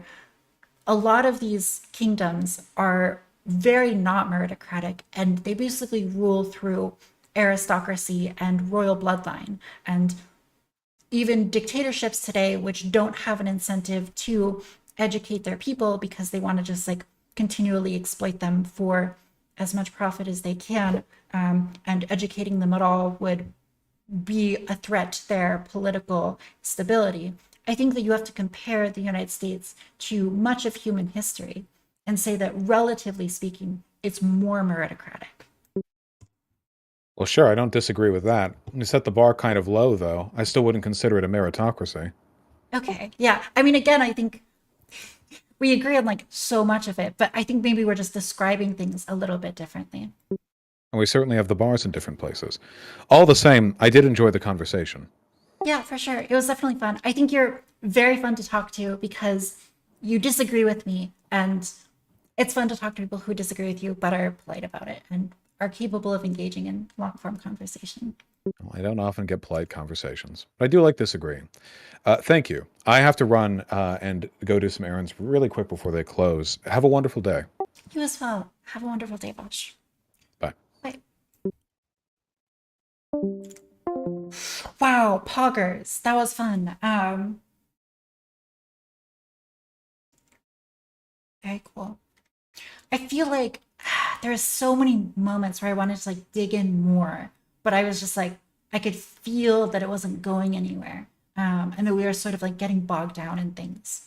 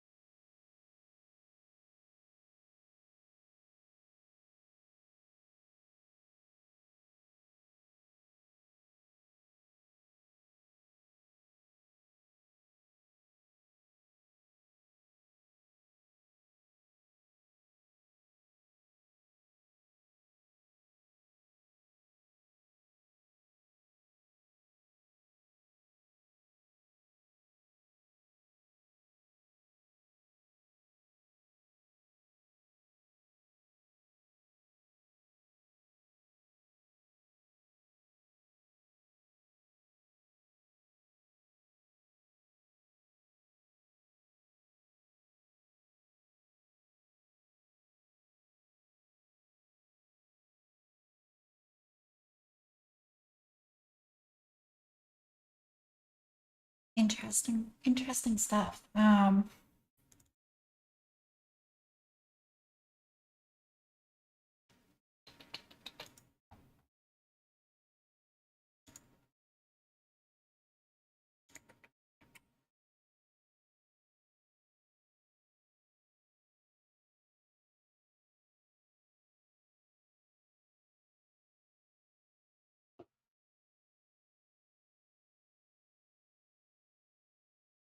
Hmm. I do wish we had. I feel bad like sticking on points for too long.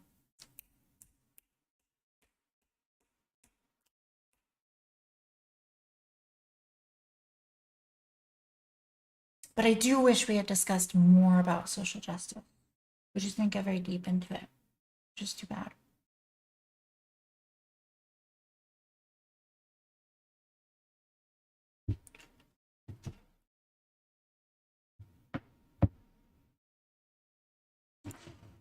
Yeah, I mean, my position is that meritocracy is a spectrum.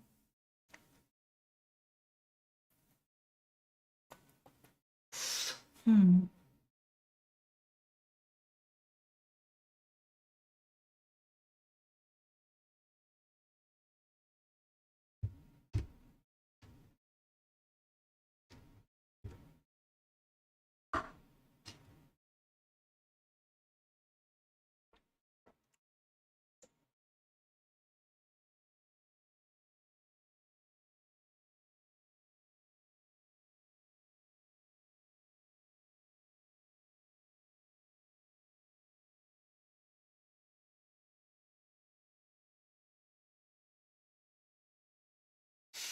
Sorry, guys, I'm just thinking. Um, hmm.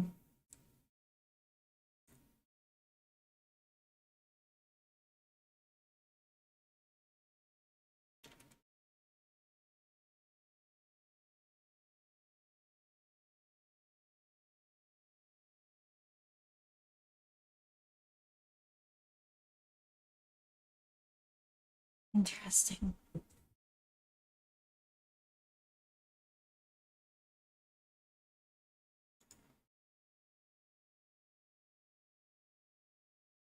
I feel like so many times in that conversation, I would say something, and then Vaush would say, "No, I disagree," and then we'd argue about it. And then, like 10 minutes later, he'd be like, "Yeah, so I agree with the thing that you said earlier," and then I'd be like, "Wait, what?" And then he'd be like we had this with like radical politics, where like I was like, the progressive positions now are more progressive than they were in the past. And he's like, no, I don't agree with that. There were lots of very progressive positions in the past. And I was like, okay. I would like give an example of something that I think has gotten more progressive. And we would argue back and forth. And then he'd be like, well, politics have gotten more progressive. So what was radical in the past is now normal. And I was like, wait, that's what I'm saying. That's my argument. I feel like, or like, where he was like, society is not meritocratic, but within a company, companies can like and do have an incentive to make sure they produce as much profit as possible by hiring the most skilled employees. And I was like, you're describing a meritocracy. But when he says it's not a meritocracy, he means there are some barriers to anyone who has skills, those skills being like discovered by the market.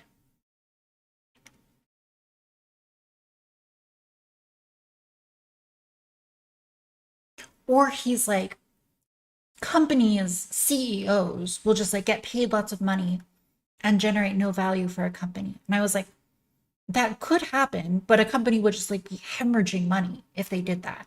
And he's like, yeah, but companies hemorrhage money all the time and like fall apart. And I'm like, yeah, but like if a company is hemorrhaging money, it's not going to be around for a while. So like the companies that survive are going to be the ones that don't hemorrhage money.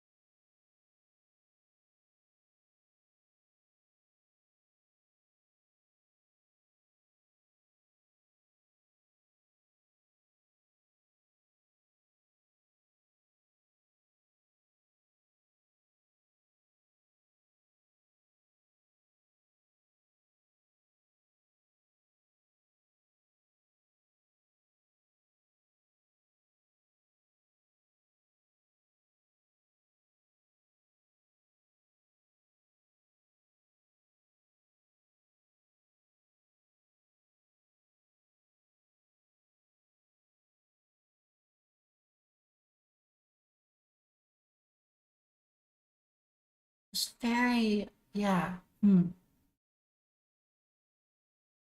I do think I need to retool my argument about progressivism, though.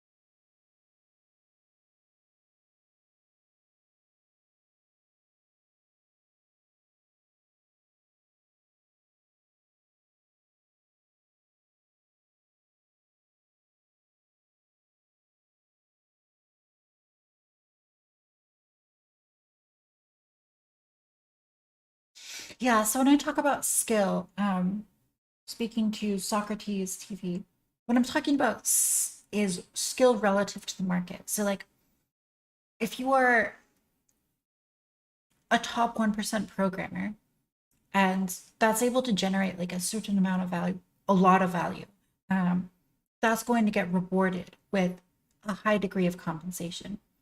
But if you're a top 1% art teacher, I think you're going to get into better schools. So like there's a high chance that you get into like private schools, um, schools that like really look for high performing art teachers that allow their students to high perform and get into colleges.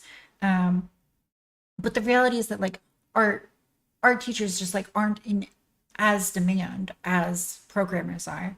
Um, but also, I think if you look at like art skill, and you're in the top 1% of art skill in general, so not just like art teachers, top 1% of artists are going to get paid a lot of money because they're able to meet market demand, and they're probably people who are like famous musicians. They're the Banksies of the world and whatnot, and they're going to get paid, maybe more than like a top 1%. Maybe, I don't know. I obviously I don't know the exact like statistics on this, but like once you get into like top 1% of an industry with a lot of money, um, that's going to generate you a lot of money. I did actually reference Pareto a few times, but it was earlier on.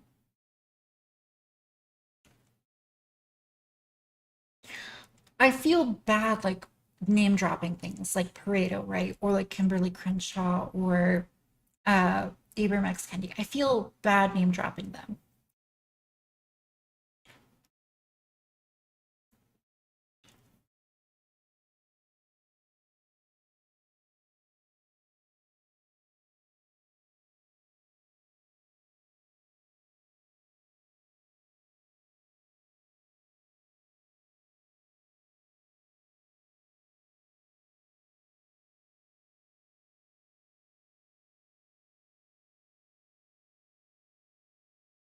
Yeah, Socrates TV, you can come in. If you join my Discord server and then just shoot me an at.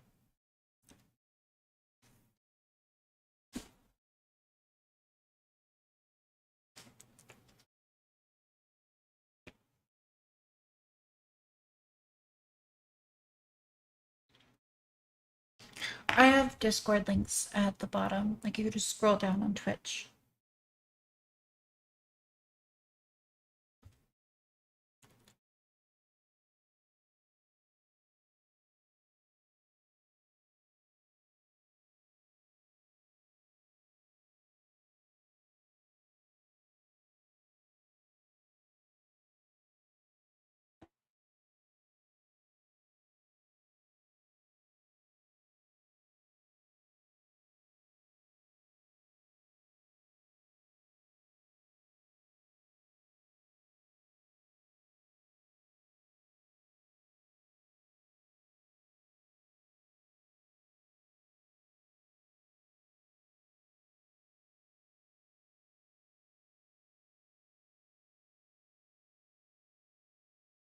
I don't think that I'll end up doing um partnering. I applied for Twitch partner and they were like, no, we hate you and you're not famous enough.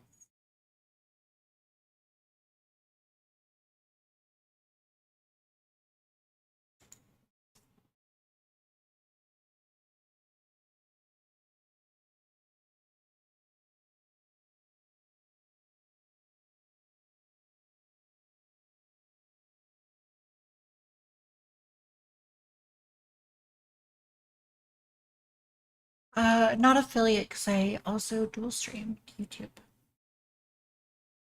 Okay, I will pull you in.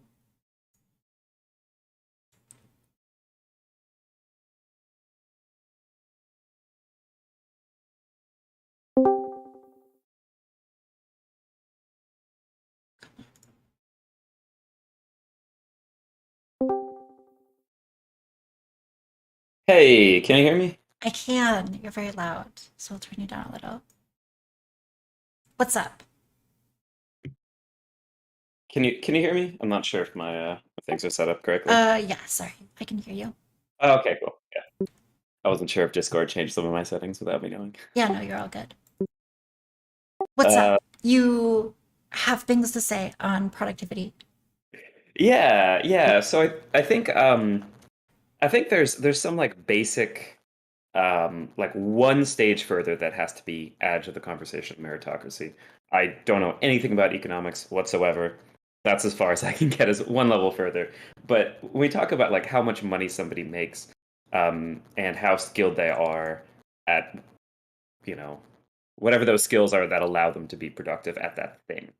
Um, I think it's very reasonable to assume in any society that at least to some degree, the degree to which that skill or that productivity aligns with the overall well-being of whatever the group or society is, it's not so unreasonable for that to play a role in that person's compensation or maybe what percent of different jobs they have to do in some kind of socialist utopia, whatever, or how much they have to work or something. The fact that people want to do something that helps the overall society, that's like a reasonable thing to take into account.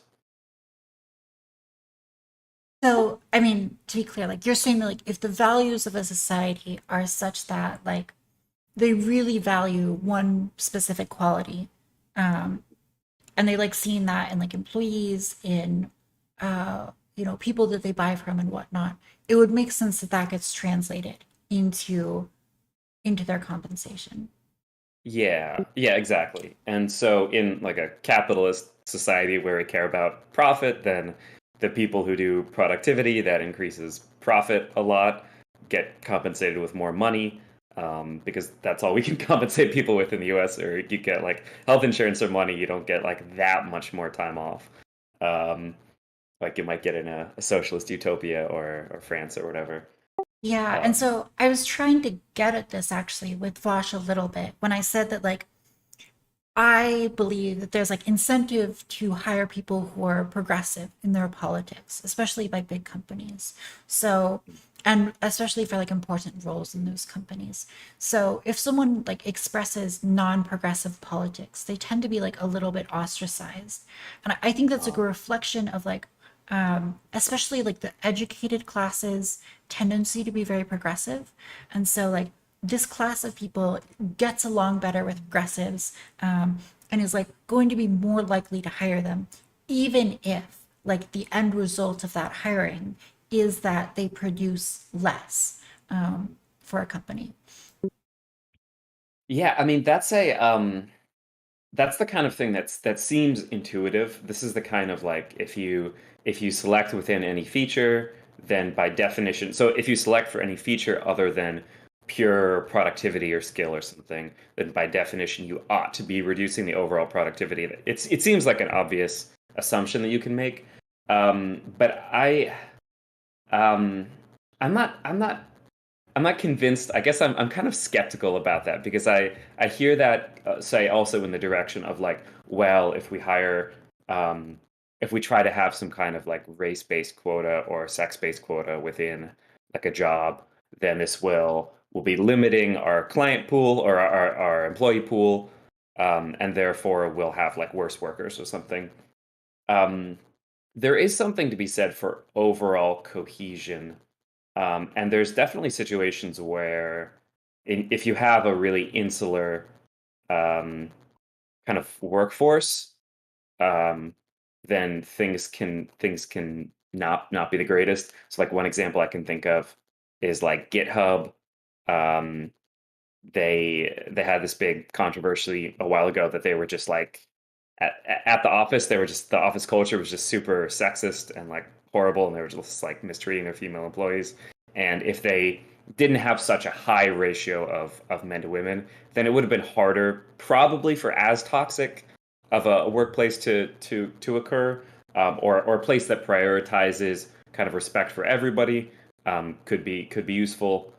Um, I I think looking at some of those intangibles, I don't think it's always kind of obvious that you necessarily get a worse overall productivity by selecting for characteristics other than just skill. Well, I would say that it's actually the opposite is happening here, where if you have something like a very sexist workplace, and Hmm. that workplace, the end result of that is not hiring women or pushing out women, even if they're skilled, because they're not meeting the company culture. And so I would say that's an example of like failing to live up to meritocracy, because women who are skilled are being pushed out or not being hired in the first place. And Yeah. so what you are doing in the end is selecting for something other than skill. And if you were to select like purely for skill, that would necessarily, I think, involve getting rid of that company culture, which is prioritizing men. Yeah, it's almost exactly like the paradox of tolerance.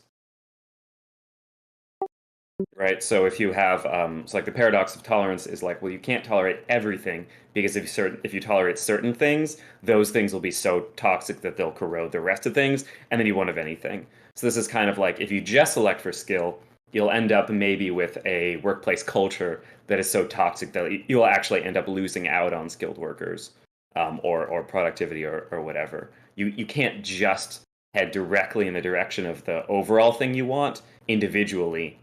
You have to look at that kind of larger cohesion.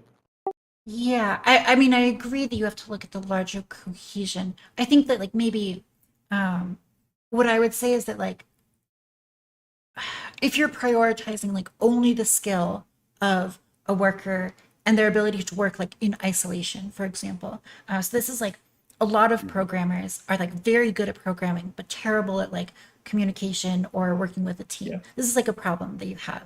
And so like what I think like a programmer who is great at programming but bad at communication and teamwork, what they are is not actually that skilled for the job that they're required to do. Mm-hmm.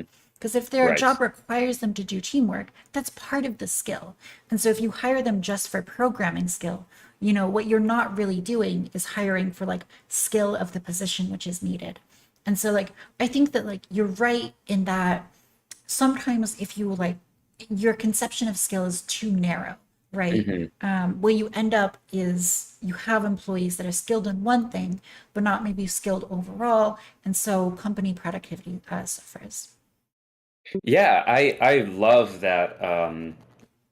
I love that kind of redefining. I guess I mean that in the best way, which is you're changing the scope, you're changing the set of values that you select for that you care about. You could do the same thing overall with so like an American capitalist society. You could say that, well, we care about GDP, we care about profits of this company, but we also care about, so let's say, if it's anything. So like I'm in biotech, and um, let's say you were saying you're working on some medicine at some company, that there might end up being decisions in terms of how you do clinical trials and how that might affect not just the bottom line, but um, people who receive, how good the care is for the people in the midst of that clinical trial. So not just the outcome, but the actual those people as well. Something that isn't profit related directly.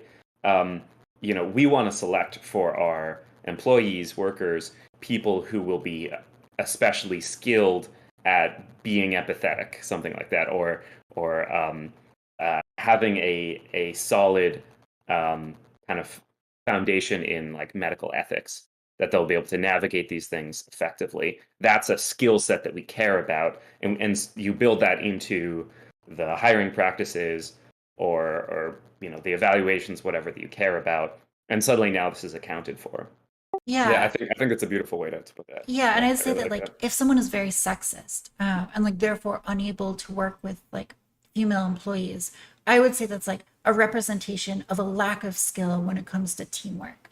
Um, and it's also possible that like that lack of skill isn't manifest until you have a certain number of men in a company, right? Mm, So it's possible that also like you're hiring men and they seem like not sexist, right? They seem fine. hmm. But once you get to like a certain ratio of men, they feel Right. more comfortable engaging in that kind of sexism. And so like I think you can also discover, you can like hire totally based on like what you believe is skill, but then find out later that like, okay, these employees are not actually able to, do the job to the appropriate level or in the way that I want them to. Hmm. Yeah, and this is something I experienced. So I worked at a very like large, prestigious um, uh, cancer research place, and I sat in on we got free lunch if we did some like the interviews. So I did as many of those as I could. But there was one guy that I heard about that some of my coworkers had sat in on the interview. Who, if you ask this guy a question, if it was a woman who asked a question, he would always turn to a man to respond with the Mm. answer. He would never speak directly to a woman at the interview. And they were like, "Did you see this? Did you see this?" It's like, "Yeah." It's like, "Okay, well, then obviously not this guy." It was just like in the same way that it's, if they asked him to write some pseudocode and he couldn't do any of it for like some basic thing. Um, yeah, it's a skill set, and I think yeah, I think treating it as such, I think that's a probably a um at least in that kind of interpersonal way. I don't know how if you could if you could put that into some kind of like concrete measurable scale other than really just what it's like to interact with that person. But yeah, that is definitely a skill, and it's a skill that I think companies should care about, people should care about. In the same way that I think um, caring about politics is kind of a tricky one because people who have a good ethical framework are probably especially well suited to situations in which that's a skill that's required. When it comes to anything medical, anything where kind of equity or fairness is kind of central to the job, especially. I think there can be situations where there's a kind of um, almost kind of cultural divide that doesn't neatly split into, so kind of like progressive versus conservative. There's like sets of beliefs that are super polarized and divided in America, and you have kind of like a progressive culture, which is like being up to date on like politically correct terms so that you don't say something that sounds off. Versus conservative culture is, I'm so sorry to everybody. I'm just going to stereotype because it's going to be easier. Just like, liking guns or something, right? These don't necessarily factor directly into ethical behavior per se. These are kind of cultural things, but um, it's so easy to really really quickly divide people into like one or the other of these camps, and I think uh, basing how people get hired um, at any level just based on that, I think feels kind of uncomfortable. I'm not sure exactly what. I heard you mention something about that, but I wasn't sure the full context. Yeah. I mean, I think that like maybe it's sort of illustrative to imagine like very non-meritocratic society. So like Mm, if you go back to, you know, 14th century Europe or, yeah. these feudal aristocracies, and you look at who's able to acquire political power, it turns out that like in order to acquire political power, you have to have these like bloodline ties. Hmm. And so even if you're a very skilled craftsman, it can be like very frustrating for you if you're not able to like actually exert power or, improve society in a way that you might be capable of doing. And so I Hmm. think that like what we see now is that like you can be you can be a very like skilled businessman. You could have produced a lot.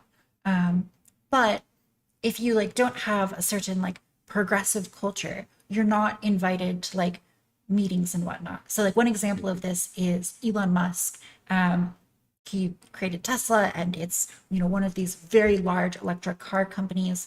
And yet when Biden invites people to the White House to talk about electric cars, Elon Musk is not on that list, right? It's Mhm. all of these other car company CEOs that aren't primarily doing electric cars, but might just have electric car divisions. That's a Uh-huh. very weird decision, but it's because Elon Musk is perceived as not having like the correct politics and therefore is like barred from this access to power. And I think that's like, it's a much more minor version of I think what you saw in past societies where even if someone was very skilled and capable, they weren't necessarily invited to like the the power structures of the society. Yeah, for sure. I mean, I think unfortunately there's also some relation. So in the 15th century, if you were a really, really skilled craftsman, eventually, some aristocrat would take notice of you and kind of promote you maybe in some way. There's some chance of that happening in the same way. For you to really, really make it big as like a craftsman today, having some kind of political or business connection or something more aristocratic nowadays would also help in kind of the exact same kind of way. Um, Yeah, and there isn't a yeah. sort of like pseudo aristocratic class in the United States, right? And like, what is that class primarily based on? Well, it's a lot of people who are educated at very high Mhm. level, universities, Ivy League universities, which are the most progressive institutions in the country. And the people who are brought into these institutions and promoted up, the faculty tend to be very progressive. The people who graduate tend to be very progressive. And so, like, this class of people who have access to the intellectual, powerhouses of the country, they're like the progressive class. So there's I'm not sure if I have a way of describing this well, but there's something that doesn't sit well with me about the idea of there's kind of a conflation between so there's like the progressive side or there's like progressive culture people and conservative culture people, um, and then in theory there's some kind of like real um, like progressive meaning advocating for civil rights or something like that. There's some real ground truth that these things have their kind of signifiers tied to. But like a university like Yale or Stanford, which are or Harvard, I guess, are thought of as kind of like the kind of elite universities that people who are going to be in those aristocratic positions of power and kind of um, trained to work the levers of power for society to enrich the aristocratic class. They're progressive culturally, like they're part of that side, that milieu, but they're not like they're not kind of civil rights activist universities. Like they don't, in my understanding anyway, they don't put out a huge number of really kind of progressive radical people who are fighting for. Um, I guess it'll depend on exactly how radical a change you consider kind of worthwhile. But I would say overall they don't kind of put that out. Um, I don't know what your thoughts are on that.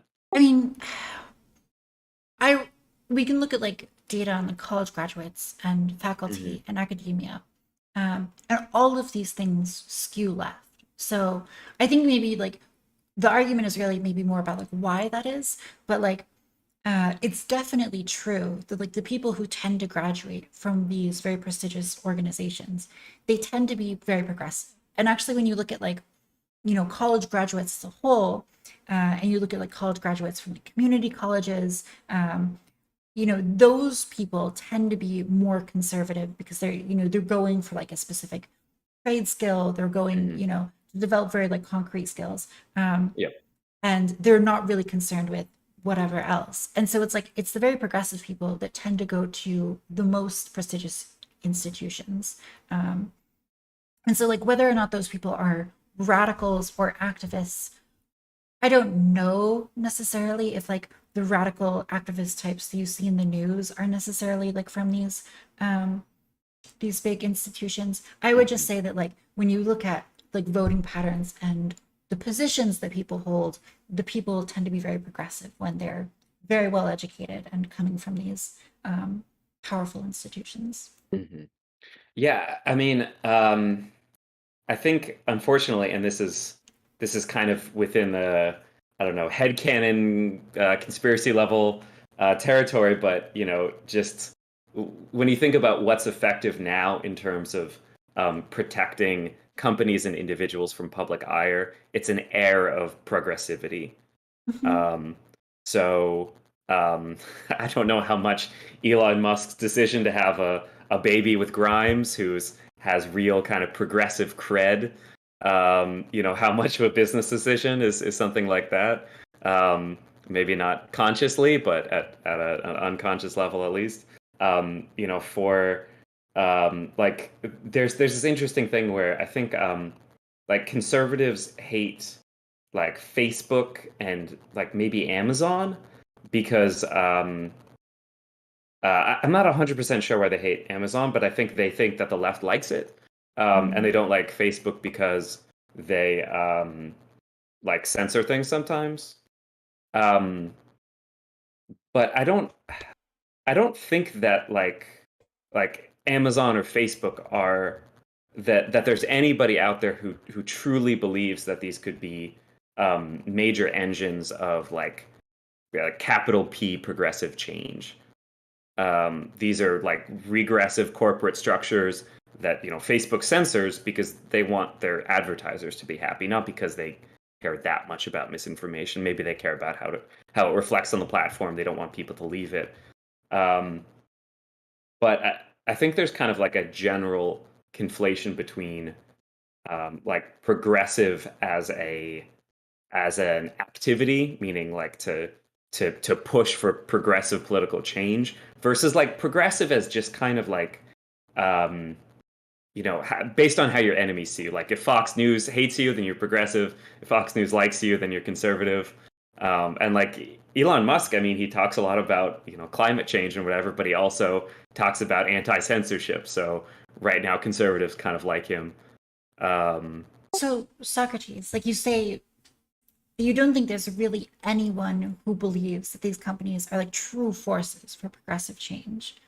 Um, and I would say that like there is a few groups who believe this, one of which being sure. the progressive employees in the company, right? Mm, These are mm, people who believe that they're really making a progressive change. And I don't think that like when you go into like a corporate board meeting and they're talking about diversity and you have these like HR departments which are deeply progressive, I think they do believe that they're making a progressive change, and that is their goal, is to use the company mhm, power for progressive change. As far as broader society, I think I agree that like progressives in general don't view these companies this way. But I would say that like a lot of internally the companies do view themselves this way. And when you look at somewhere like Twitter, right, which has like so much discourse happens on it, yep. when you have a company that like let's say barely favors the progressive side, right, like 2 to 5% or like 2 to 3%, they're like on the progressive side, right? So they're mostly neutral. Wait, Um, sorry to interrupt, but just I just want to be clear about, so when you say on the progressive side, is that based on their employees' disposition or like the effect of the company or the kind of alignment of the company?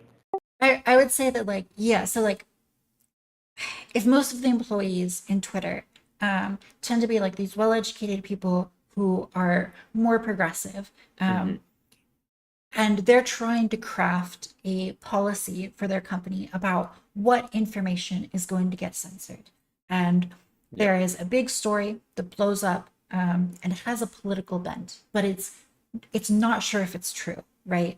Hmm. Um, and the people at the company have been reading, majority progressive sources on the topic. They're going to have a viewpoint that it's like less true than maybe it is if it's like a conservative story. So, like, one example of this would be like the Hunter Biden laptop story or Hmm. like stories about COVID origins. Progressives early on in the pandemic had a certain view about how true the lab leak hypothesis was. Yep. And it was based on a very politicized view of this. And so it got banned on these tech platforms to talk about it.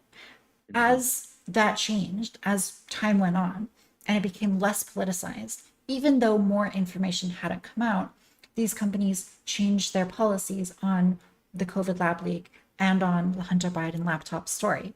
And so, that might be only a small favorability towards the progressive side, like only a tiny bit. But then when you Yep. get into these edge cases where it could go either way, I think they lean to the progressive side and therefore have an effect on the public discourse. Mhm. So, how does that relate to kind of individual employees and hiring practices? Um, Just in regards to like the effect that these companies have, and like the effect of hiring people who are a little bit more progressive and this kind of snowballing effect when you have powerful companies, powerful educational institutions, which produce very well educated people that are progressive. They go on to run these companies. These companies might have a small effect, one way or the other, and that then gets translated into more progressivism long term. yeah, I mean, it's more of an extremely watered down kind of cultural form of progressivism, right? Where you have like people coming out on different sides of a story, or different sides of some kind of cultural divide. Um, I've been thinking a lot about this kind of how to shake up like a political compass and think about what are the things that we really kind of have in common with most people. What are the things that could substantially make a difference? So something like how Twitter swings based on a certain news story, I would argue is much less impactful to something like progressivism than having a non-corporate controlled public platform. Period. Whether something like that exists or not, or whether it's corporate controlled, um, I would say that's a larger fight. And so any of these institutions will always be taking on um, much smaller challenges than what I believe progressivism should entail. Um, I'm not sure how coherently that came out. Yeah, I Um, mean, I think what you're saying is that like even if these companies are having an effect, it's a very small one and it's very like it's related to social issues which are maybe not like really core to what you want to see the progressive cause mhm, tackling. So like if there's like an obscure like disagreement about like racial policy maybe that's like doesn't really affect anyone but like mhm. allows companies to like really take a hardline progressive stance and then like maybe look progressive, you'd say that Yep. like maybe that makes them appear progressive, but like as far as actual societal change, it's like not that progressive. Yeah, the kind of like pink washing, green washing, banks with like rainbow flags outside, um, while they're denying like trans employees health care, denying, gay people loans or whatever. I don't. I think that was an incorrect talking point that I heard somewhere. But there's you know whether a bank chooses to fly a pink flag or not, um, they're still um, like a capitalist institution that is just trying to make a buck at kind of whatever, even like criminal actions that they can engage in that may screw over lots of people, compared to like a credit union or something that doesn't have that functions in the same way for the people who actually use it as a service, but doesn't screw people over in the same kind of way, or doesn't have the same goals. Yeah, and so I think like it's very telling the way that we're talking about this now because you're talking about like trans people's access to Mhm. I don't know if you said loans, was that right? Oh no, I think like in terms of healthcare, there was like Okay, I healthcare. don't remember what bank, but there was some kind of thing like, oh, they flew like a rainbow flag, but they denied like healthcare to like trans employees, or something like that. Yeah, and so like I think that like the fact that we're talking about trans people's healthcare within a bank, um, and whether or not that's like living up to a company's principle of like stated pro LGBT positions Exactly. is like that is a radical cultural departure from where we existed even 10 years ago. Mhm. And the example that like I just talked about with Vaush is that like in 2008 Obama, the progressive candidate, was not in favor of gay marriage. And now we're at a position where like we're talking about trans people's healthcare within Yeah. banks. And No, that's a good point. Yeah. I think the reason why we're talking about this is because of this like steady societal change, which is like encouraged by the intellectual momentum of a progressive class, which tends to be much more educated, wealthier, and in positions of power than the conservatives. So when you have this progressive class that's very successful, it's going to push the culture more and more left to the point where we go from not, the progressive candidate not being in favor of gay marriage to 10 years later. And that would be extremely fringe for a Democratic politician to be Sure. advocating against Yeah, gay yeah. marriage. Yeah, Obama, Hillary Clinton. I don't remember Bill Clinton, but certainly there were lots of kind of mainstream Democratic candidates who used to be against gay marriage. Yeah. And I think that like a lot of that change can be attributed to these like social forces, the momentum that is caused by institutions and power. And so while it may be like small, very small like social issues, in the individual, that does build up over time. So I think I think I disagree because I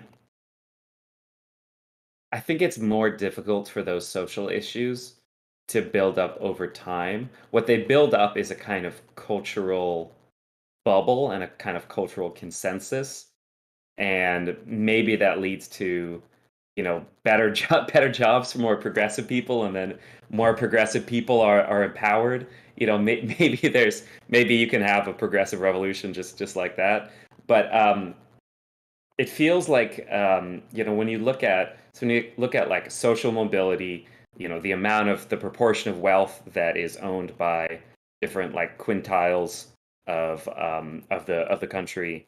um, when you look at like the proportion of wealth that's owned by like different racial groups, I think to a large degree these things are getting worse or more what's the word, more skewed over time. Um, Like, what do you mean? Like more skewed as in white people are controlling more of the wealth in proportion? I would actually have to have to look up that.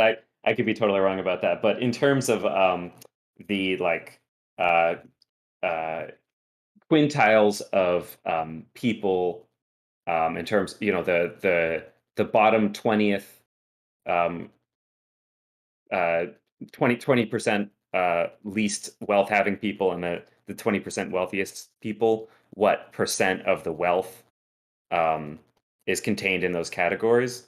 I believe that it's sharply skewed toward a more top heavy distribution. Let me see if I can validate that.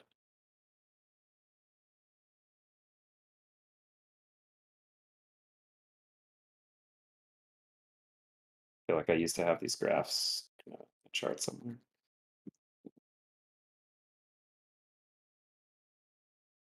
Yeah, okay. So something like this.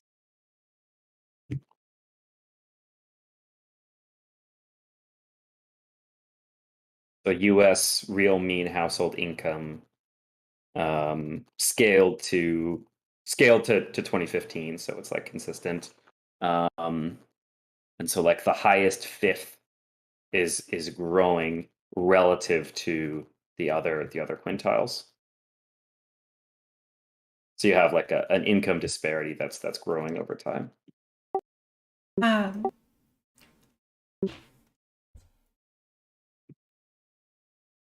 I agree. And I think it represents more consolidation of wealth among the progressive class. because the progressive class tends to be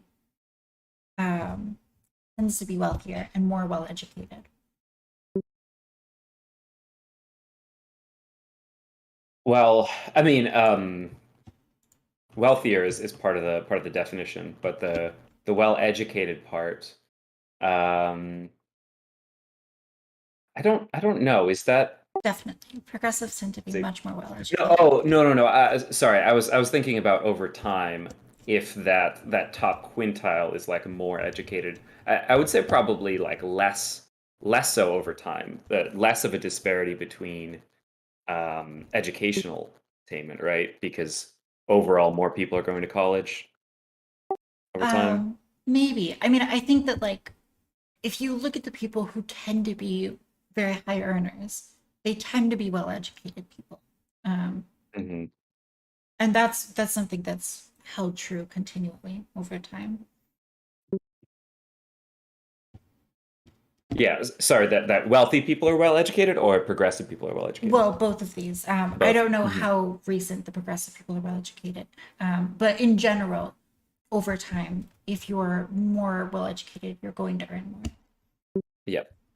Yeah, and that's generally true for sure.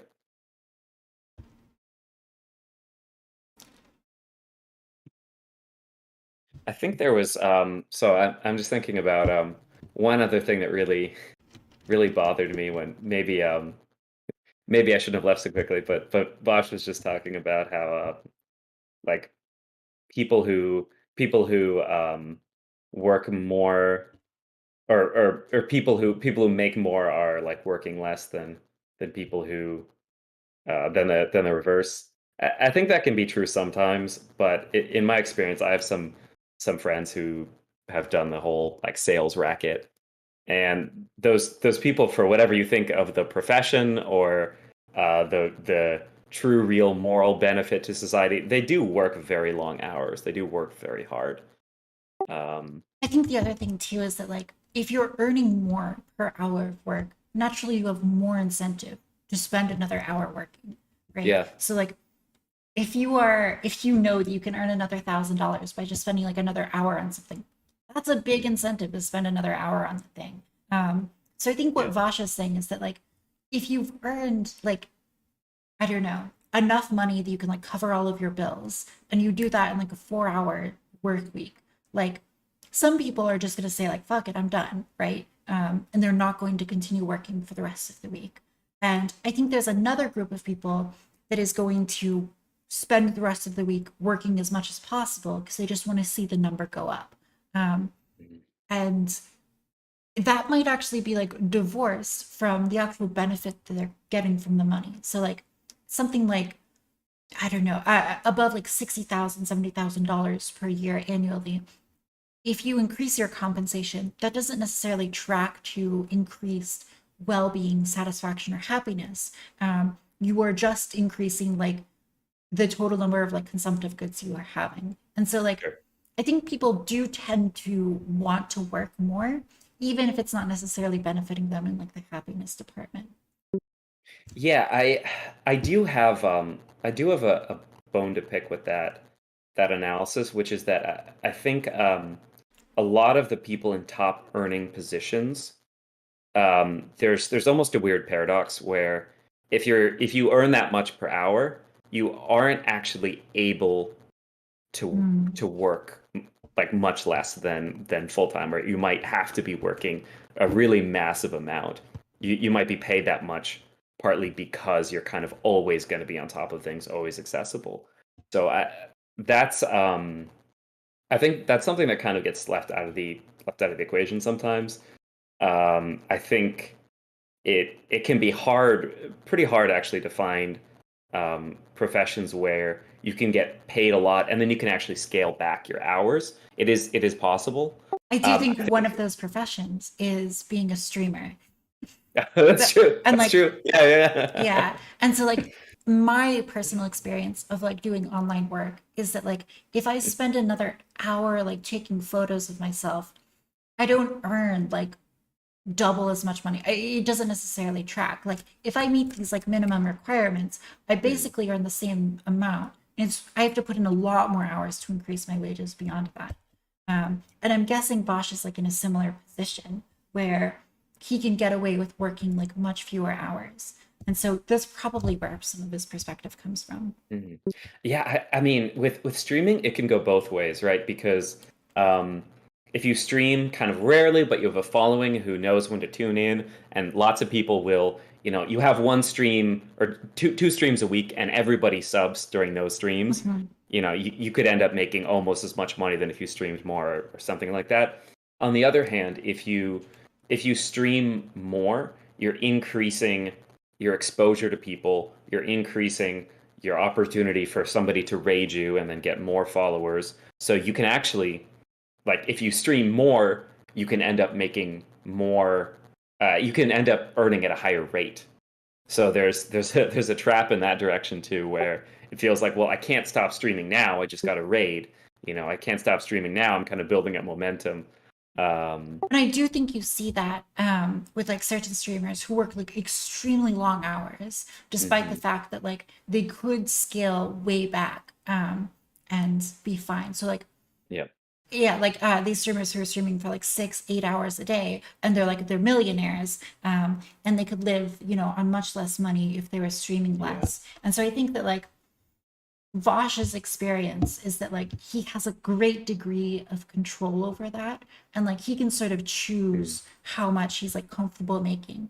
And maybe if he streamed like double as much, he'd make more money. But like he has that ability to choose in a way that like someone being paid to always be on the clock doesn't have the ability to choose. Yeah. Yeah, absolutely. And I'm trying to think what other kind of business models this relates to, because yes, streaming is somewhat of an anomaly in this regard, that you can make your own hours. If you do make it to the top, you can make a lot. I mean, um, if you were like a big DJ or something, maybe you could throw, a couple shows a year and charge a lot and you know, make a living off of that. But you could do more shows and charge less and make like somewhat more money, but maybe not so much more money, or maybe not enough more that you would care about.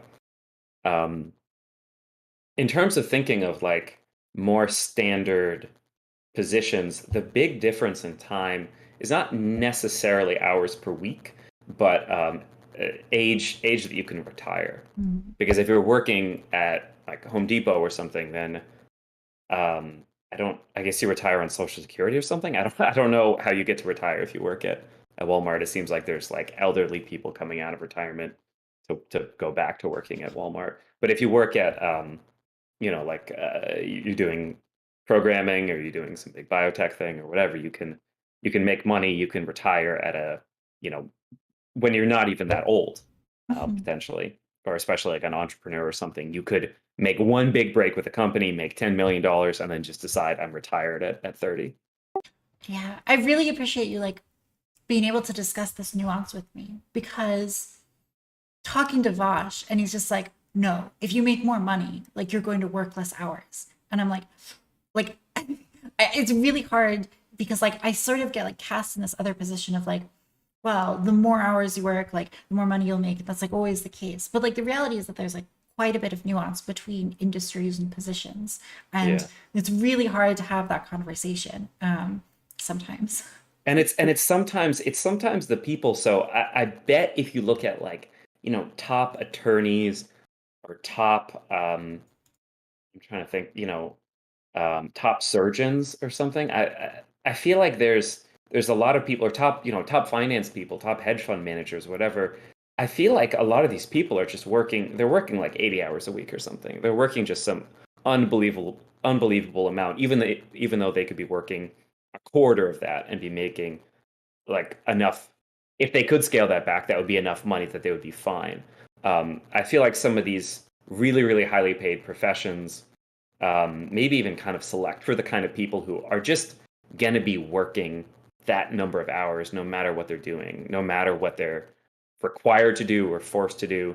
They're just going to be really, really involved with something. They're just type A people. I'm not that much of a type A people. That's why I went into more of a computer science realm, where I can build some computer script and then run it, and then the computer does the work, and then I get paid. That's pretty good for me. Um, but I see a lot of these type A people, and it's just like, oh, you're going to be working at least 60 hours a week, just no matter what. Yeah, definitely.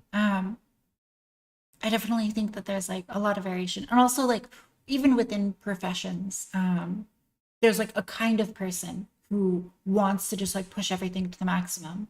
And there's also a kind of person who's okay with scaling back. And you can have both of these people have like the same hourly wage, but end up choosing to work different hours. And like streaming is a good example of that. Yep. But yeah, I'm glad that we got into it a little bit because we were not able to get into that nuance with Vaush. But I'm gonna head out. I'm gonna end the stream now. So I just Yeah, gotta say great. goodbye. Thank you for talking. Great chatting with you. It was fun for sure. Yeah. All right, bye guys. It was lovely. Take care. I love you all Bye, so chat. much. And I'm going to end stream, and it's been good. Au revoir.